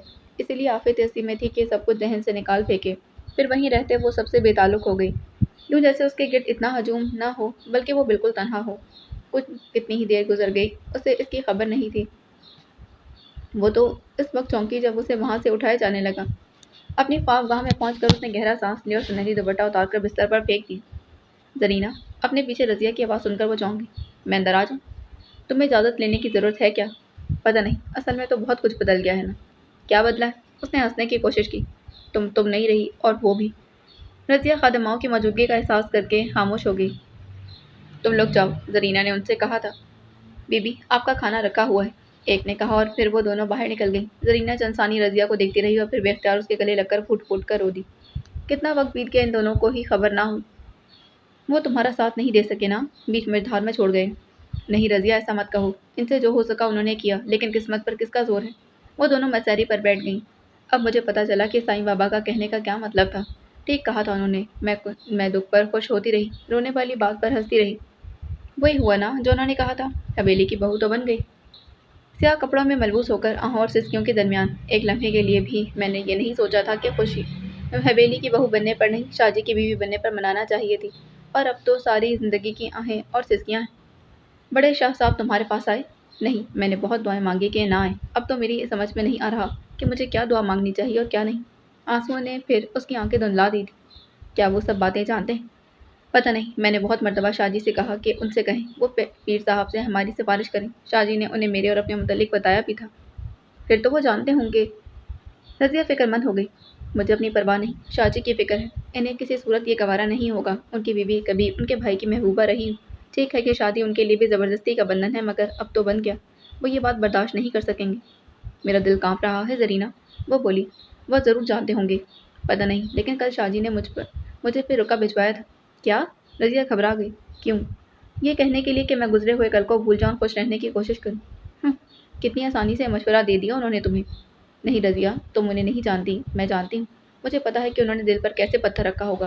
वो किस अजाब, किस अजियत से गुजरे होंगे। क्या इन्हें ख्याल नहीं कि बड़े शाह साहब को खुद ही हर बात का अंदाज़ा हो जाएगा? मैंने सोचा था, वो बोली। मुझे ख्याल आया कि शाहजी हमेशा गोरी कहते मुझे। मुमकिन है कि उन्होंने उनके सामने कभी मेरा नाम ना लिया, गोरी ही कहते हैं। अगर ऐसा हुआ तो अच्छा ही है। पता नहीं कि इतने बुरे के बीच कुछ अच्छा भी हो सकता है या नहीं, वो तल्खी से कहने लगी। और तुमने इस रुके का क्या जवाब दिया? मैंने खुद पर बहुत बंद बांधे थे। सोचा था कि किस्मत में जितना रोना है वो तो मैं शादी वाली रात ही रो चुकी हूँ। अब यूं भी आंसू बचे ही कहाँ होंगे। लेकिन उनके हाथ का लिखा हुआ कागज़, वो टुकड़ा थामते मेरा जवाब दे गया। इतनी शिद्दत से एहसास हुआ कि अब हर चीज़ बदल गई। हर ख्वाब, हर तमन्ना, हर ख्वाहिश बना हो गई। हर रिश्ता, हर ताल्लुक बदल गया। पहले आंखें बंद करते ही उनकी सूरत सामने आ जाती थी। अब इस खौफ के मारे मैं आंखें ही बंद नहीं करती कि अब किसी और के मुतल्लिक सोचना भी गुनाह है। और जिसके मुतल्लिक मुझे सोचना चाहिए उसके लिए मेरे दिल में मज़ीद नफ़रत के सिवा कुछ भी नहीं। पहले मैं हाथ बढ़ाकर उन्हें छू लेती थी, इनके लिए हंसती थी, इनके लिए रोती थी। लेकिन अब दूरियां इतनी बढ़ गई हैं कि एक छत तले रहने के बावजूद मैं उन्हें देख नहीं सकती, और देख लूँ तो एहसास गुनाह कब पीछा छोड़ेगा। ये सब ख्याल आते ही मेरा हौसला जवाब दे गया। मैं अपने आप में नहीं रही। बेबसी का एहसास मुझे मार रहा था। मैं अपने आप में मर रही थी। वो खामोश हो गई। फिर उनकी शादी होने वाली है ना, उन्हें ये शादी कर लेनी चाहिए, वो बोली। इसीलिए मैंने उनसे कह दिया कि शायद ये किसी और का रुका है, जो शायद गलती से मुझ तक पहुंच गया, वरना मैं ना किसी गोरी को जानती हूँ, ना हैदर अली शाह। मुझे रजब अली शाह से इतनी नफरत है कि ये बात कहने की वजह उसकी इज्जत का पास करना नहीं था। इसकी वजह सिर्फ ये थी कि मैं खुद हकीकत को तस्लीम कर लेना चाहती थी, और यही शादी के लिए भी चाहती थी। ना इन दूरियों को बांटना हमारे इख्तियार में है, और ना ही वक्त का पहिया उल्टा चलाना हमारे बस में। इसीलिए हमें सब कुछ भूल जाना चाहिए। मैं शाहजी को कुछ नहीं दे सकती, तो उनकी ज़िंदगी को लाहासिल के बियाबान में भटकने के लिए भी नहीं छोड़ सकती। रज़िया ने महसूस किया कि अपनी साफ गोई में वो खुद भी अजियत दे रही थी। अपने जिस्म में आप ही निश्तर चुबो रही थी, और तकलीफ के बुरे शऊर के साथ महसूस करना चाहती थी। बड़े शाह साहब तुम्हारे पास आएंगे तो क्या तुम उन्हें कुछ बताओगी? रज़िया ने धड़कते दिल से पूछा। शायद शाहजी का नाम लिए बगैर सब कुछ बता देती, लेकिन अब उनका हुक्म कैसे टाल सकती हूँ? मेरा और रजब अली शाह का रिश्ता ऐसा है कि मैं उसे अपना जिस्म देने से इनकार नहीं कर सकती, लेकिन मेरे दिल और मेरी रूह तक वो कभी नहीं पहुंच सकता। तुम खुद को अजियत दे रही हो ज़रीना। उसने कुछ नहीं कहा और अपने जेवर उतारने लगी। आज शायद छोटे शाह साहब ने वलीमे में शिरकत नहीं की। रज़िया ने कहा तो बालों में अटके झूमर को उतारते उसका हाथ लम्हे भर को रुका। जब हम यहाँ आ रहे थे तो वो दूसरी सिम जा रहे थे। उसने और कुछ नहीं कहा। यास्मीन को देखा तुमने? रज़िया ने पूछा था। नहीं तो वो वहाँ कब आई थी? आई तो थी, लेकिन तुम अपने आप में नहीं थी, वो बोली। बस थोड़ी देर के लिए आई थी, ताकि सबको ये बावर करवा सके कि बड़े शाह साहब की दूसरी शादी ने हवेली के रिश्तों में दरारें नहीं डाली। लेकिन उसका उतरा हुआ चेहरा और सूजी हुई आंखें वो सब बातें कह रहे थे जो वो जुबान से नहीं कहना चाहती थी। मुझे उससे हमदर्दी है, लेकिन इससे ज़्यादा इसके लिए मैं कुछ नहीं कर सकती। उसने खुद को लाताल्लुक़ ज़ाहिर करना चाहा। اس سے زیادہ تو تمہیں ہمدردی کی ضرورت ہے۔ تم تو آتی رہوگی نا ملنے؟ اس نے پوچھا تھا۔ میں کل بھی اماں کی منتیں کرتی رہی لیکن انہوں نے آنے کی اجازت نہیں دی۔ پتہ نہیں ابھی اجازت ملتی ہے یا نہیں۔ حویلی کی باقی عورتوں سے کوئی تفصیلی ملاقات ہوئی؟ تفصیلی تو نہیں، البتہ جو مختصر ملاقات تھی وہ کافی تھی۔ مجھے اندازہ ہے کہ اس دوران کیا بات چیت ہوئی ہوگی۔ رضیہ کے لہجے میں تلخی تھی۔ میں نے پہلے بھی کہا تھا کہ تم سے یہ سب تمہیں اپنے برابر مقام دینے پر تیار نہیں ہوں گی۔ مقام دلوانا اس شخص تک ہوتا ہے جس سے بندھن بنتا ہے۔ شاجی کی بات اور تھی۔ وہ ایک لمحے کے لیے رکی۔ اور میں تو یوں بھی دوسری بیوی ہوں، ایسی بیوی جو مسلط ہو گئی خواہ مخواہ، وہ پھر اپنے آپ کو اذیت دینے پر تل گئی۔ تم خود پر ظلم کر رہی ہو ایسی باتیں کر کے۔ تو کیا حقیقت نہیں ہے یہ؟ اس نے رضیہ کی آنکھوں میں آنکھیں ڈالی۔ تمہارے اندر کی صفاکی ہے، حقیقت ہی گئی، وہ بولی تھی۔ دروازے پر دستک ہوئی۔ آ جاؤ، زرینہ نے کہا۔ ایک خادمہ اندر داخل ہوئی۔ بی بی آپ کو رضیہ بیوی کو آپ کی اماں بلا رہی ہیں۔ رضیہ اٹھ کھڑی ہوئی۔ میں کوشش کروں گی آنے کی، پر وعدہ نہیں کرتی۔ اس نے سر ہلا دیا۔ مجھے پتا ہے میں اماں ابا کے لیے پرائی ہو گئی۔ اسے پیار کر کے رضیہ باہر چلی گئی۔ بی بی کھانا تو ٹھنڈا ہو گیا، خادمہ نے کہا۔ دوسرا لے آؤں؟ نہیں، کوئی ضرورت نہیں، وہ بولی۔ اب میں آرام کروں گی، کوئی خاص بات نہ ہو تو مجھے تنگ مت کرنا۔ جی بہتر۔ خادمہ باہر نکل گئی۔ چند دن پہلے تک یہ میرا نام لیتی تھی، مجھ سے ہنستی بولتی تھی۔ اس نے سوچا، قدرت کی ستم ظریفی ہے، وہ جان بوجھ کر اپنی سوچوں کو ایسی باتوں میں اٹکانے کی کوشش کر رہی تھی۔ چوکھٹ پر جمے دو گلابی ہاتھ مسلسل رجب علی کا پیچھا کر رہے تھے اور اسے خود پر غصہ آ رہا تھا۔ میں اس قدر کمزور تو نہیں ہوں انہیں اپنے ذہن سے جھٹک ہی نہ سکوں۔ نہیں، وہ ایک ایسی لڑکی کے ہاتھ ہیں جو میری نہیں، جو نہ جانے کس کے ساتھ کون سا تعلق جوڑنے جا رہی تھی۔ قدرت اسے میرے راستے میں لے آئی۔ اگر مجھے اپنی عزت کا پاس نہ ہوتا تو ڈیرے کے ملازمین سے یہ بات بآسانی معلوم کی جا سکتی کہ یہ لڑکی کس کے ساتھ آئی تھی، لیکن اپنے آپ کو اس حد تک گرانا مجھے گوارا نہیں۔ وہ کچھ بھی ہو، میری بیوی بنا دی گئی ہے اور اپنی بیوی کے متعلق ملازمین سے چھان بین کرنے کو میری غیرت کیسے گوارا کر سکتی؟ پتہ نہیں گاؤں میں کس کس کو اس کے معاشقے کا علم ہوگا اور لوگ کیا کیا باتیں کر رہے ہوں گے۔ اس کا جرم ناقابل معافی ہے۔ وہ اپنی راہ پر چلتی جاتی تو کوئی حرج نہیں تھا، پر باقی لڑکیوں کی طرح میرے راستے میں آ کر دبے قدموں گزر جاتی۔ یہ اس کی غلطی نہیں، جرم ہے، اور اس حرکت کو کبھی معاف نہیں کیا جا سکتا۔ لیکن اس کے تصور میں پھر وہ گلابی ہاتھ ابھر آئے۔ وہ چلا اٹھا۔ شکورے، اس نے آواز دی۔ جی سرکار۔ وہ دوڑا آیا۔ گاڑی تیار کرو، ہمیں ڈیرے پر جانا ہے۔ تم نے اچھا نہیں کیا علی، مہرالنساء کہہ رہی تھی۔ کیا اچھا نہیں کیا؟ آج ولیمے میں تم نہیں تھے، یہ بات سب نے محسوس کی۔ تھوڑی دیر پہلے بابا جان اماں جان کو بلا رہے تھے، وہاں سب تمہارے متعلق پوچھ رہے تھے۔ آپ جانتی ہیں میرے لیے یہ ممکن نہیں تھا، میں اتنے اعلیٰ ضرب کا مالک نہیں ہوں کہ اور نہ ہی کوئی فلمی کردار۔ بہتر یہی تھا کہ میں وہاں نہ رہتا، اور میری غیر موجودگی سے باقی سبھی پریشانی سے بچ گئے ہیں۔ اب جب ایسا ہو چکا ہے علی، تو پھر تم بھی پچھلی باتوں کو بھول جاؤ۔ تمہیں دیکھ کر میرا دل کٹنے لگا ہے۔ اس طرح سوچتے رہو گے تو تم خود کو ختم کر لو گی۔ مہرالنساء کی آنکھیں بھر آ گئی تھیں۔ مجھے زندہ رہنے سے کوئی دلچسپی نہیں۔ علی، علی! وہ دوڑ کر علی تک آئی تھی اور اسے خود سے لپٹا لی۔ تم ایسا نہ کہو، ابھی تو زیبی کا غم بھی کم نہیں ہوا اور تم ایسی باتیں کرنے لگے ہو۔ کیا ہے وہ لڑکی جس کی خاطر تم خود کو روک لگا رہے ہو؟ وہ رونے لگی۔ میں نے دیکھا ہے اسے، وہ بالکل مطمئن ہے، تمہاری پرواہ بھی نہیں ہے اسے، بھول چکی ہے وہ تمہیں۔ خود اس نے تم سے کہا تھا کہ وہ تمہیں نہیں جانتی، پھر ایسی لڑکی کے لیے جان دے دو گے؟ تمہارے لیے کیا صرف اسی کی اہمیت ہے؟ میری کوئی اہمیت نہیں۔ میں جو تمہیں زندہ دیکھنا چاہتی ہوں، خوش دیکھنا چاہتی ہوں۔ محبتیں تو علی زندگی دیتی ہیں، یہ کیسی محبت ہے تمہاری کہ زندگی لینے لگی؟ آپا، اس نے مہرالنساء کو چپ کرانا چاہا۔ نہیں ہوں میں تمہاری آپا، وہ پیچھے ہٹ کر چلائی تھی۔ میں نے زیبی کو منع کیا، لیکن اس نے اپنی مرضی چلائی، تمہیں منع کرنے کی کوشش کی، لیکن تم نے میری ایک نہ مانی، پھر کس منہ سے مجھے آپا کہتے ہو؟ وہ سر جھکائے بیٹھا رہا۔ مان لو کہ اب کی شادی ہو گئی ہے، مان لو کہ وہ تم دونوں کے درمیان جو تعلق تھا وہ ختم ہو چکا ہے، مان لو کہ اب وہ تمہاری بھائی کی عزت ہے اور تم اپنے بھائی کی عزت سے نہیں کھیل سکتے۔ کیا تمہیں اتنا احساس بھی نہیں ہے کہ اسے بار بار گوری کہہ کر، اس انداز سے اسے یاد کر کے تم اپنے بھائی کی عزت کو تار تار کر رہے ہو؟ اس کی یاد اتنا ستاتی ہے تو جاؤ اسے ہاتھ سے پکڑ کر کھینچ لاؤ، مگر تم یہ نہیں کر سکتے۔ کر سکتے ہو؟ آپا میری بات تو سنیں۔ تم لوگ ہر وقت اپنی سنانے کے عادی ہو، لیکن آج میری بات سنو۔ اس نے حیدر علی کو ڈپٹ دیا تھا۔ وہ تمہاری بھابھی بن چکی ہے، اور بھابھی دیور کا رشتہ وہ نہیں ہوتا جس کے لیے تم اتنے افسردہ ہو۔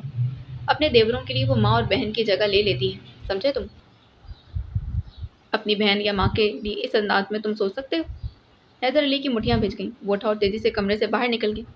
مہرالنساء کی باتیں پگھلے ہوئے شیشے کی طرح اس کی سماعت سے ٹکرا کر پورے وجود میں پھیلتی گئیں۔ اس کی یاد اتنا ستاتی ہے تو جاؤ اور اسے ہاتھ سے پکڑ کر کھینچ لاؤ، مگر تم یہ نہیں کر سکتے۔ کر سکتے ہو؟ در و دیوار چیخنے لگے۔ इसके कमरे की दीवारें मुसलसल यही बात दोहरा रही थी। घों घों चलता पंखा तन से मुस्कुरा रहा था। एक एक ईंट उसकी बेबसी का मजाक उड़ा रही थी। वो पागल हुआ जा रहा था। और फिर न जाने किस जज्बे के तहत वो अपने कमरे से बाहर निकल आया। नामालूम रात का कौन सा पहर था, लेकिन हवेली के मकीन गहरी नींद में थे। उसका दिल चाह रहा था कि वो एक एक को झिंझोड़ कर जगाए, बताए कि गोरी उसकी है, सिर्फ और सिर्फ उसकी। इस पर किसी का हक नहीं सिवाय उसके। वो जो उसे टूट कर चाहता है, जिसकी गोरी से मोहब्बत का उनका बंधन नहीं। अब तो वो दूसरे लम्हे को अब तो वो एक दूसरे को इसी तरह चाहते हैं, जिस जिसकी गोरी से मोहब्बत मजबूरी का बंधन नहीं। अब भी वो एक दूसरे को इसी तरह चाहते हैं। महज 2 दिन की दूरी के दरमियान कायम मोहब्बत के अटूट बंधन कैसे खत्म हो सकते हैं। उसे होश आया तो वो जरीना के कमरे के दरवाजे पर खड़ा था। रात पल पल बीतती जा रही थी, लेकिन रजब अली की आंखों में नींद का निशान नहीं था। उसने पहलू में लेटी यास्मीन की तरफ देखा, जो काफी देर तक करवटें बदलने के बाद अब सो चुकी थी। उसने एक मर्तबा फिर सोने की कोशिश की। आंखें मूंदते ही कमरे के दरवाजे की चौखट थामे 2 गुलाबी हाथ उसकी नजरों के सामने आ गए थे। इन हाथों ने पूरा दिन उसे परेशान किए रखा था। वो तन्हाई चाहता था, लेकिन तन्हा होते ही वो हाथ उसके सामने आ जाते। सख्ती से भेजे नफरत का इजहार करते वो हाथ। हाँ, आंखें नहीं थी। हाथ भी पूरी कहानी सुना देते, पर हाथ उसे नफरत की कभी ना खत्म होने वाली दास्तान सुना रहे थे। रजब अली के अंदर जंग जारी थी। वो खुद अपने आप से लड़ रहा था। वो गुलाबी हाथों से बगावत कर रहे थे, और अपने खिलाफ होने वाली हर बगावत को कुचल देना उसकी फितरत में शामिल था। वो रोंदा शिकस्त देना चाहता था, लेकिन वहाँ तो बात ही मुख्तलिफ थी। वो हाथ उसे अपनी तरफ बुला रहे थे, उसे शिकस्त खाने के लिए नहीं, बल्कि उसे शिकस्त दे देने के लिए। वो उन्हें जहन से रखने की कोशिश कर रहा था, और इसी कदर इस पर मुसलत हुए जा रहे थे। थक हार कर उसने उन्हें रोन देने ख़त्म कर देने की ख्वाहिश शुरू कर दी। थक हार कर उसने उन्हें रोन देने और ख़त्म कर देने की मनसूबाबंदी शुरू कर दी थी। वो लड़की इस काबिल हरगिज़ नहीं कि पीरज़ादा रजब अली शाह की बीवी बने। उसने शऊरी कोशिश से सोचा था, उसे मेरी हर ज़हनी अज़ियत को की सज़ा भुगतनी होगी। इन हाथों को सज़ा काटनी होगी, जिनकी एक एक लकीर में नफ़रत की आतिश फ़िज़ां उबल रहा है। इस ज़ुबान को टुकड़े टुकड़े होना होगा, जिसने शायद बदकिस्मती कहकर एक तीसरे दर्जे की खादमा के सामने मेरी तज़लील की है। लेकिन हर दलील बेकार थी। जो बात वो अपने ज़हन से हटाना चाह रहा था, वो उसे खुद भी ज़्यादा एतबार नहीं था। बेख्तियार उठ खड़ा हुआ। नाइट बल्ब की मध्यम रोशनी में उसने एक नज़र यास्मीन की तरफ देखा और दरवाजे की जानिब बढ़ गया। मुझे उस लड़की से अपनी तस्लील का हिसाब लेना है, उसने खुद को मुतमईन करना चाहा। जरीना के कमरे के दरवाजे पर पहुंचकर हैदर अली को एहसास हुआ कि वो कहाँ खड़ा है। उसने बेबसी से बंद दरवाजे की सिम देखा। लकड़ी का भारी बुनकश दरवाज़ा इतना मजबूत, इतना मोटा था कि अगर उसकी गोरी अंदर रो रही होती, सिसक रही होती, तो भी उसकी आंखें बाहर तक नहीं आ सकती थीं। वो बाहर खड़ा इस दरवाजे को तकता रहा। दूरी महज 2 दिन या फिर एक दरवाजे की नहीं, इखलाक और मजहब की थी। भाई की इज्जत थी। 2 दिन तो क्या, वो 2 सदियों की दूरी भी पाट सकता था, लेकिन मजहब, इखलाक और इज्जत की बिड़िया नहीं तोड़ सकता था। वह गहरी सांस लेकर दरवाजे से पलट आया था। नींद जरीना की आंखों से कोसों दूर थी। कालीन पर पलंग से टेक लगाए बैठी वो सपाट दीवार को तक रही थी। पिछले दिनों के वाकयात आपस में गडमड हुए जा रहे थे। कितने ही चेहरे, कितने ही रवैये, कितनी ही बातें और कितने ही वाक़े एक दूसरे के साथ बेबस थे, इतनी मजबूती के साथ कि इन्हें अलग करना मुमकिन नहीं रहा था। वो अपनी सोचों में इस कदर गुम थी कि हल्की सी चरचराहट के साथ खुलने वाले कमरे के दरवाजे से रजब अली को अंदर दाखिल होते भी नहीं ना देख सकी थी। कमरे में नीलगो रोशनी फैली हुई थी, और इस रोशनी में वो परियों के देश की कोई शहजादी मालूम हो रही थी। रजब अली से देखता का देता रह गया। चलते हुए गुलाबी रंग के शलवार कमीज में मलबूस, लंबे बाल पुष्प पर बिखेरे, दुपट्टे से विन्यास। उसे तो एहसास भी नहीं था कि कमरे में कोई दाखिल हुआ है। रजब अली ने शऊरी तौर पर खुद को गुस्सा दिलाने की कोशिश की। एक मुसल्लत की गई औरत इस काबिल हरगिज नहीं थी कि उसकी पीरज़ादा रजब अली शाह की आमद को नज़रअंदाज कर दे। रजब अली शाह, जो अब इसका शौहर है, लेकिन न जाने इसमें क्या सहर था कि तमाम तर कोशिश के बावजूद भी वो उस पर गुस्सा न कर सका। कितने लम्हे दबे पाँव से रखते गए। वो दीवार को तक रही थी, पलक झपकाए बगैर, और रजब अली उसे तकता रहा। वो उसकी तो तवक्कात से बढ़कर हसीन थी और बेहद मासूम भी। इसे ज़िंदगी से हमेशा ये शिकवा रहा कि उसे कभी मोहब्बत नहीं हुई। बहुत सी लड़कियां उसकी ज़िंदगी में आईं और निकल गईं, लेकिन कोई उसके कदम ना जकड़ सकी थी। मगर आज जरीना को देखकर उसे एहसास हुआ कि मंतर पढ़कर उसके कदम जकड़ देने वाली हस्ती उसकी ज़िंदगी में अब आई है। हैदर अली अपने कमरे में बैठा सिगरेट फूंक रहा था। गोरी के कमरे के दरवाजे से पलटते ही कदमों की चाप उभरी थी, और रजब अली उसके कमरे में दाखिल हो गया। इसके बाद हैदर अली अपने कमरे में पलट आया था। मुझे उसके बारे में ऐसा नहीं सोचना चाहिए। वो मेरे भाई की इज्जत है, बार बार खुद को समझा रहा था, लेकिन लफ्ज़ों के इस खेल में उसे तसल्ली ना हो रही थी। कुछ बातें कह देना बहुत आसान होती हैं, समझनी बहुत मुश्किल। उस दिन वो कितनी अच्छी लग रही थी, जब मैंने खुशबू की सारी शीशी उस पर अंडेल दी थी। उसकी सोचें फिर भटकने लगी। ہنستے ہوئے وہ بہت پیاری لگتی ہے، پتہ نہیں اب وہ ہنستی ہوگی یا نہیں، لیکن اب مجھے اس کے بارے میں نہیں سوچنا چاہیے۔ وہ میری بھابھی ہے، یہ بات چاہے روح تک کو گھائل کر دے لیکن یہ حقیقت ہے۔ ساری رات یوں ہی بیت گئی، خود کو سمجھاتے اور یادوں میں بھٹکتے ہوئے۔ بارہا وہ اس کے کمرے کے دروازے تک جا کر پلٹ آیا، مہرالنساء کے الفاظ حصہ بن کر سماعت میں اترتے۔ صبح فجر کے وقت حویلی میں چہل پہل شروع ہوئی تو وہ اپنے کمرے سے باہر نکل آیا۔ سخاوت اور رجب علی کچھ فاصلے پر کھڑے تھے۔ بھائی جان، آج آپ کا گھڑ سواری کا پروگرام نہیں؟ سخاوت رجب علی سے پوچھ رہا تھا، جو ہمیشہ کی طرح گھڑ سواری کے مخصوص لباس میں ملبوس نہیں تھا۔ آج نہیں، پھر کسی دن، رجب علی نے کہا۔ آج کچھ تھکن محسوس ہو رہی ہے۔ سخاوت کی نظر حیدر علی پر پڑی۔ آپ علی بھائی سے سفارش کر دیں، اس نے رجب علی سے کہا۔ تمہارے علی بھائی کو اب میری ضرورت نہیں رہی، تم خود کہہ کر دیکھ لو۔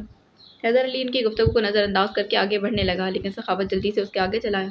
علی بھائی، وہ رجب علی کو نظر انداز کر کے رک گیا تھا۔ آج آپ اتفاق سے جلدی جاگ گئے تو پلیز رائڈنگ کے لیے چلیں نا۔ میں بابا جان کے پاس جا رہا ہوں، اس کے بعد چلیں گے۔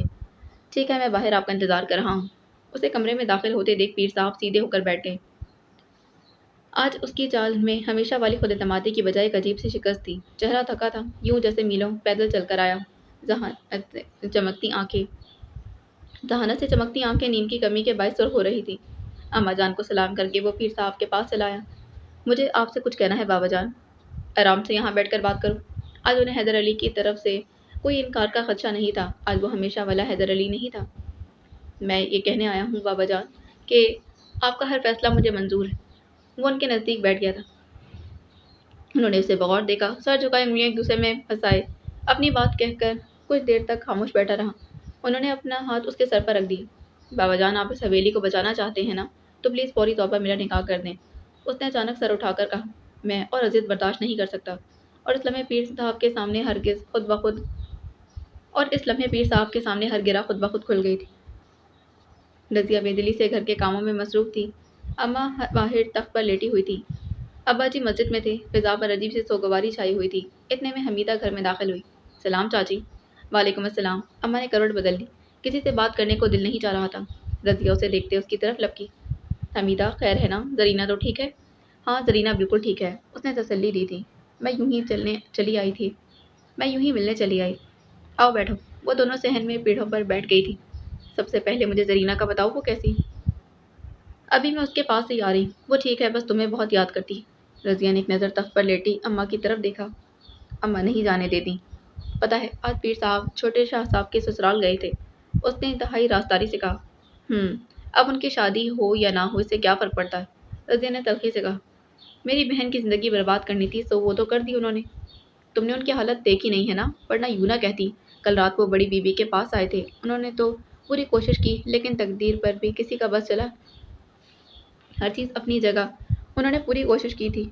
میں نے مان لیا کہ وہ اب بھی اسے یاد کرتے ہیں، یہ بھی مان لیا، لیکن اس پورے قصے میں زرینہ کے ہاتھ کیا آیا؟ وہ اپنی دنیا میں آج نہیں تو کل مگن ہو جائیں گے، لیکن میری بہن اس ماحول میں نہیں رہ سکے گی، گھٹ گھٹ کر مر جائے گی۔ اس نے آنسو ضبط کرنے کی کوشش کی۔ وہ واقعی بہت افسردہ لگ رہی تھی آج۔ حمیدہ نے کہا۔ کچھ غیر حاضر دماغ بھی لگی مجھے وہ۔ پتہ ہے رضیہ، حویلی کا ماحول بہت عجیب سا ہو رہا ہے۔ آج کل ہر طرف کھچاؤ کی سی کیفیت ہے۔ کیا بڑے شاہ صاحب کو خبر ہو گئی؟ رضیہ نے ڈوبتے دل سے پوچھا۔ نہیں، اتنا تو یقین ہے مجھے کہ انہیں کچھ خبر نہیں۔ بڑی بیوی مجھے ہر بات بتا دیتی ہیں۔ پہلے میں ہر بات اپنے اندر ہی رکھ لیتی تھی، لیکن جب سے چھوٹی بیوی پر وہ سب کچھ بیتا ہے نا، میرے اندر بہت گھٹن ہو گئی ہے۔ میں ہر بات کسی سے کہہ کر دل کا بوجھ ہلکا کر لینا چاہتی ہوں۔ تبھی تو تم میرے پاس آ جاتی۔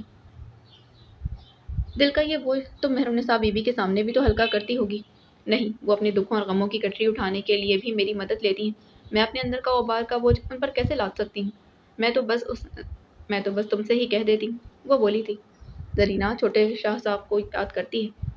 ہاں، لیکن زبان سے نہیں۔ چھوٹے شاہ صاحب کی حالت دیوانوں کی سی ہو رہی ہے۔ دعا کرو کہ ان کی شادی وقت پر ہو جائے، شاید یوں وہ ہونی ٹل جائے جو ہونی نہیں چاہیے۔ حمیدہ تنکے سے مٹی کی لکیریں کھینچنے لگی۔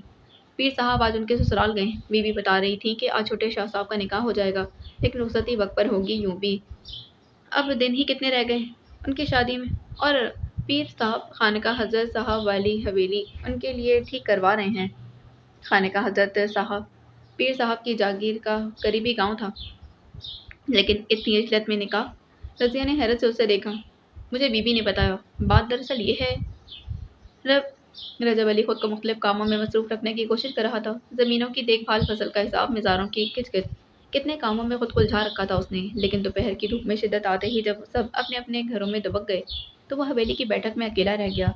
और तब उसे वो सब कुछ याद आ गया जिसे नज़रअंदाज करने की वो सुबह से कोशिश कर रहा था। वो वाकई साहिरा थी, मंतर पढ़कर कदम जकड़ने वाली नहीं, सिर्फ देखकर पत्थर कर देने वाली। उसे देखकर रजब अली की करीब उसे देखकर रजब अली को कदीम यूनानी गुरगन बहनों का ख्याल आ गया था। गेट्स की लाबेल दाम याद आ गई थी। बस फर्क था तो इतना कि वो ताकतवर थी, ये कमजोर। जैसे ही जरीना की निगाह उस पर पड़ी, कमरा सोने की चूड़ियों की खनक से भर गया। उसके हाथ ही नहीं, आंखें, होंठ, चेहरे पर उभरने वाली लकीरें, सभी कुछ नफरत की दास्तान सुना रहा था। और रजब अली की बदकिस्मती कि वो चाहने के बावजूद उसे नफरत नहीं कर सकता था।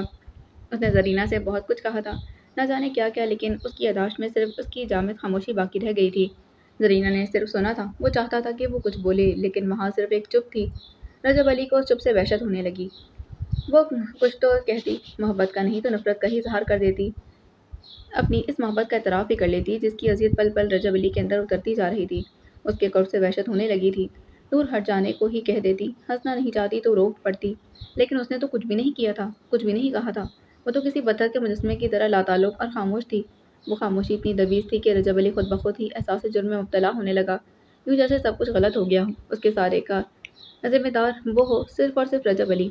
उसे ज़रीना से नफ़रत महसूस होने लगी। उसने इस वजूद, उसकी ज़ात, उसके हर रवैये को पल भर में रद्द कर दिया, अपनी खामोशी के साथ। इससे पहले वो कभी रद्द नहीं किया गया था।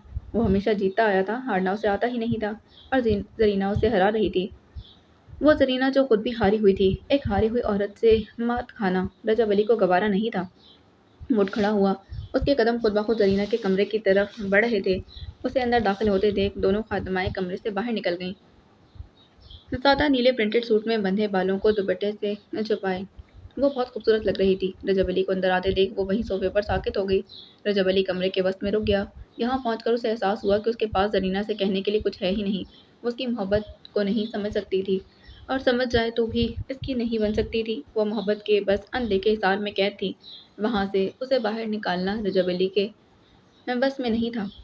तुमने खाना खा लिया? उसे वहाँ आने का जवाब घड़ना पड़ा। जरीना को मुतमईन करने के लिए नहीं, खुद को मुतमईन करने के लिए। वो तो सिर्फ उसे खाने का पूछने आया था। लेकिन दूसरी तरफ खामोशी थी। यूं खामोश रहकर तुम क्या साबित करना चाहती? उसके वजूद में चिंगारियां सी दहकने लगी। तुम दो कौड़ी की औरत जो अपने जैसे दो कौड़ी के न जाने किस शख्स के साथ वक्त गुजार रही हो। तुम हमसे मुकाबला कर रही हो, इस गद्दी के वारिस सैयद रजब अली शाह से। वो सांस लेने को रुका, लेकिन वो इसी तरह खामोश बैठी रही, यूं जैसे वो ये सब कुछ इससे नहीं किसी और से कह रहा हो। तुम खुद को समझती क्या? वो तैश में उसकी तरफ बढ़ा, लेकिन जरीना ने अपनी जगह से हिलने की कोशिश नहीं की। तुम मेरी पेशानी पर लगा वो दाग हो जिसे मिट जाना चाहिए, अभी इसी वक्त। उसके हाथ जरीना की मरमरी गर्दन की तरफ बढ़े और उसे छूते ही जैसे सब कुछ बदल गया। मेरी बदकिस्मती है कि मैं तुम्हें अपने हाथों से मार भी नहीं सकता। रजब अली ने शिकस्तगी से सोचा और एक झटके से मुड़कर कमरे से बाहर निकल गया। पीर साहब ने हैदर अली को खानका हजरत साहब वाली हवेली में भिजवा दिया था ताकि अपनी निगरानी में उसे ठीक करवा सके, लेकिन हकीकत ये थी कि वो उसे हवेली से दूर भेजना चाहते थे, इस जगह से दूर भिजवाना चाहते थे जहाँ जरीना थी। जब वो कमरे में दाखिल हुआ था तो उसकी शिकस्तगी देखकर खुश नहीं हुए थे, लेकिन मुतमिन हो गए थे। पर जब उन्हें गिरहें खुलने पर हकीकत का इदराक हुआ तो वो बुझकर रह गए। एक लड़की की खातिर उन्हें इसका टूटना गवारा नहीं था, और लड़की भी ऐसी जिसकी हैसियत बिल्कुल तब्दील हो चुकी थी। हवेली की बेहतरी इसी में थी कि वो वहाँ से दूर चला जाए, इसलिए उन्होंने उसे दूसरी हवेली में भिजवा दिया था और खुद अपने बरादर निस्बती के पास चले गए थे। इन्हें और इनके घराने को जल्द निकाह पर कोई एतराज़ नहीं था। यूं भी अब तो मुश्किल 3 दिन ही रह गए थे रुखसती में। बाकी अगली किस्त में। अल्लाह हाफिज़।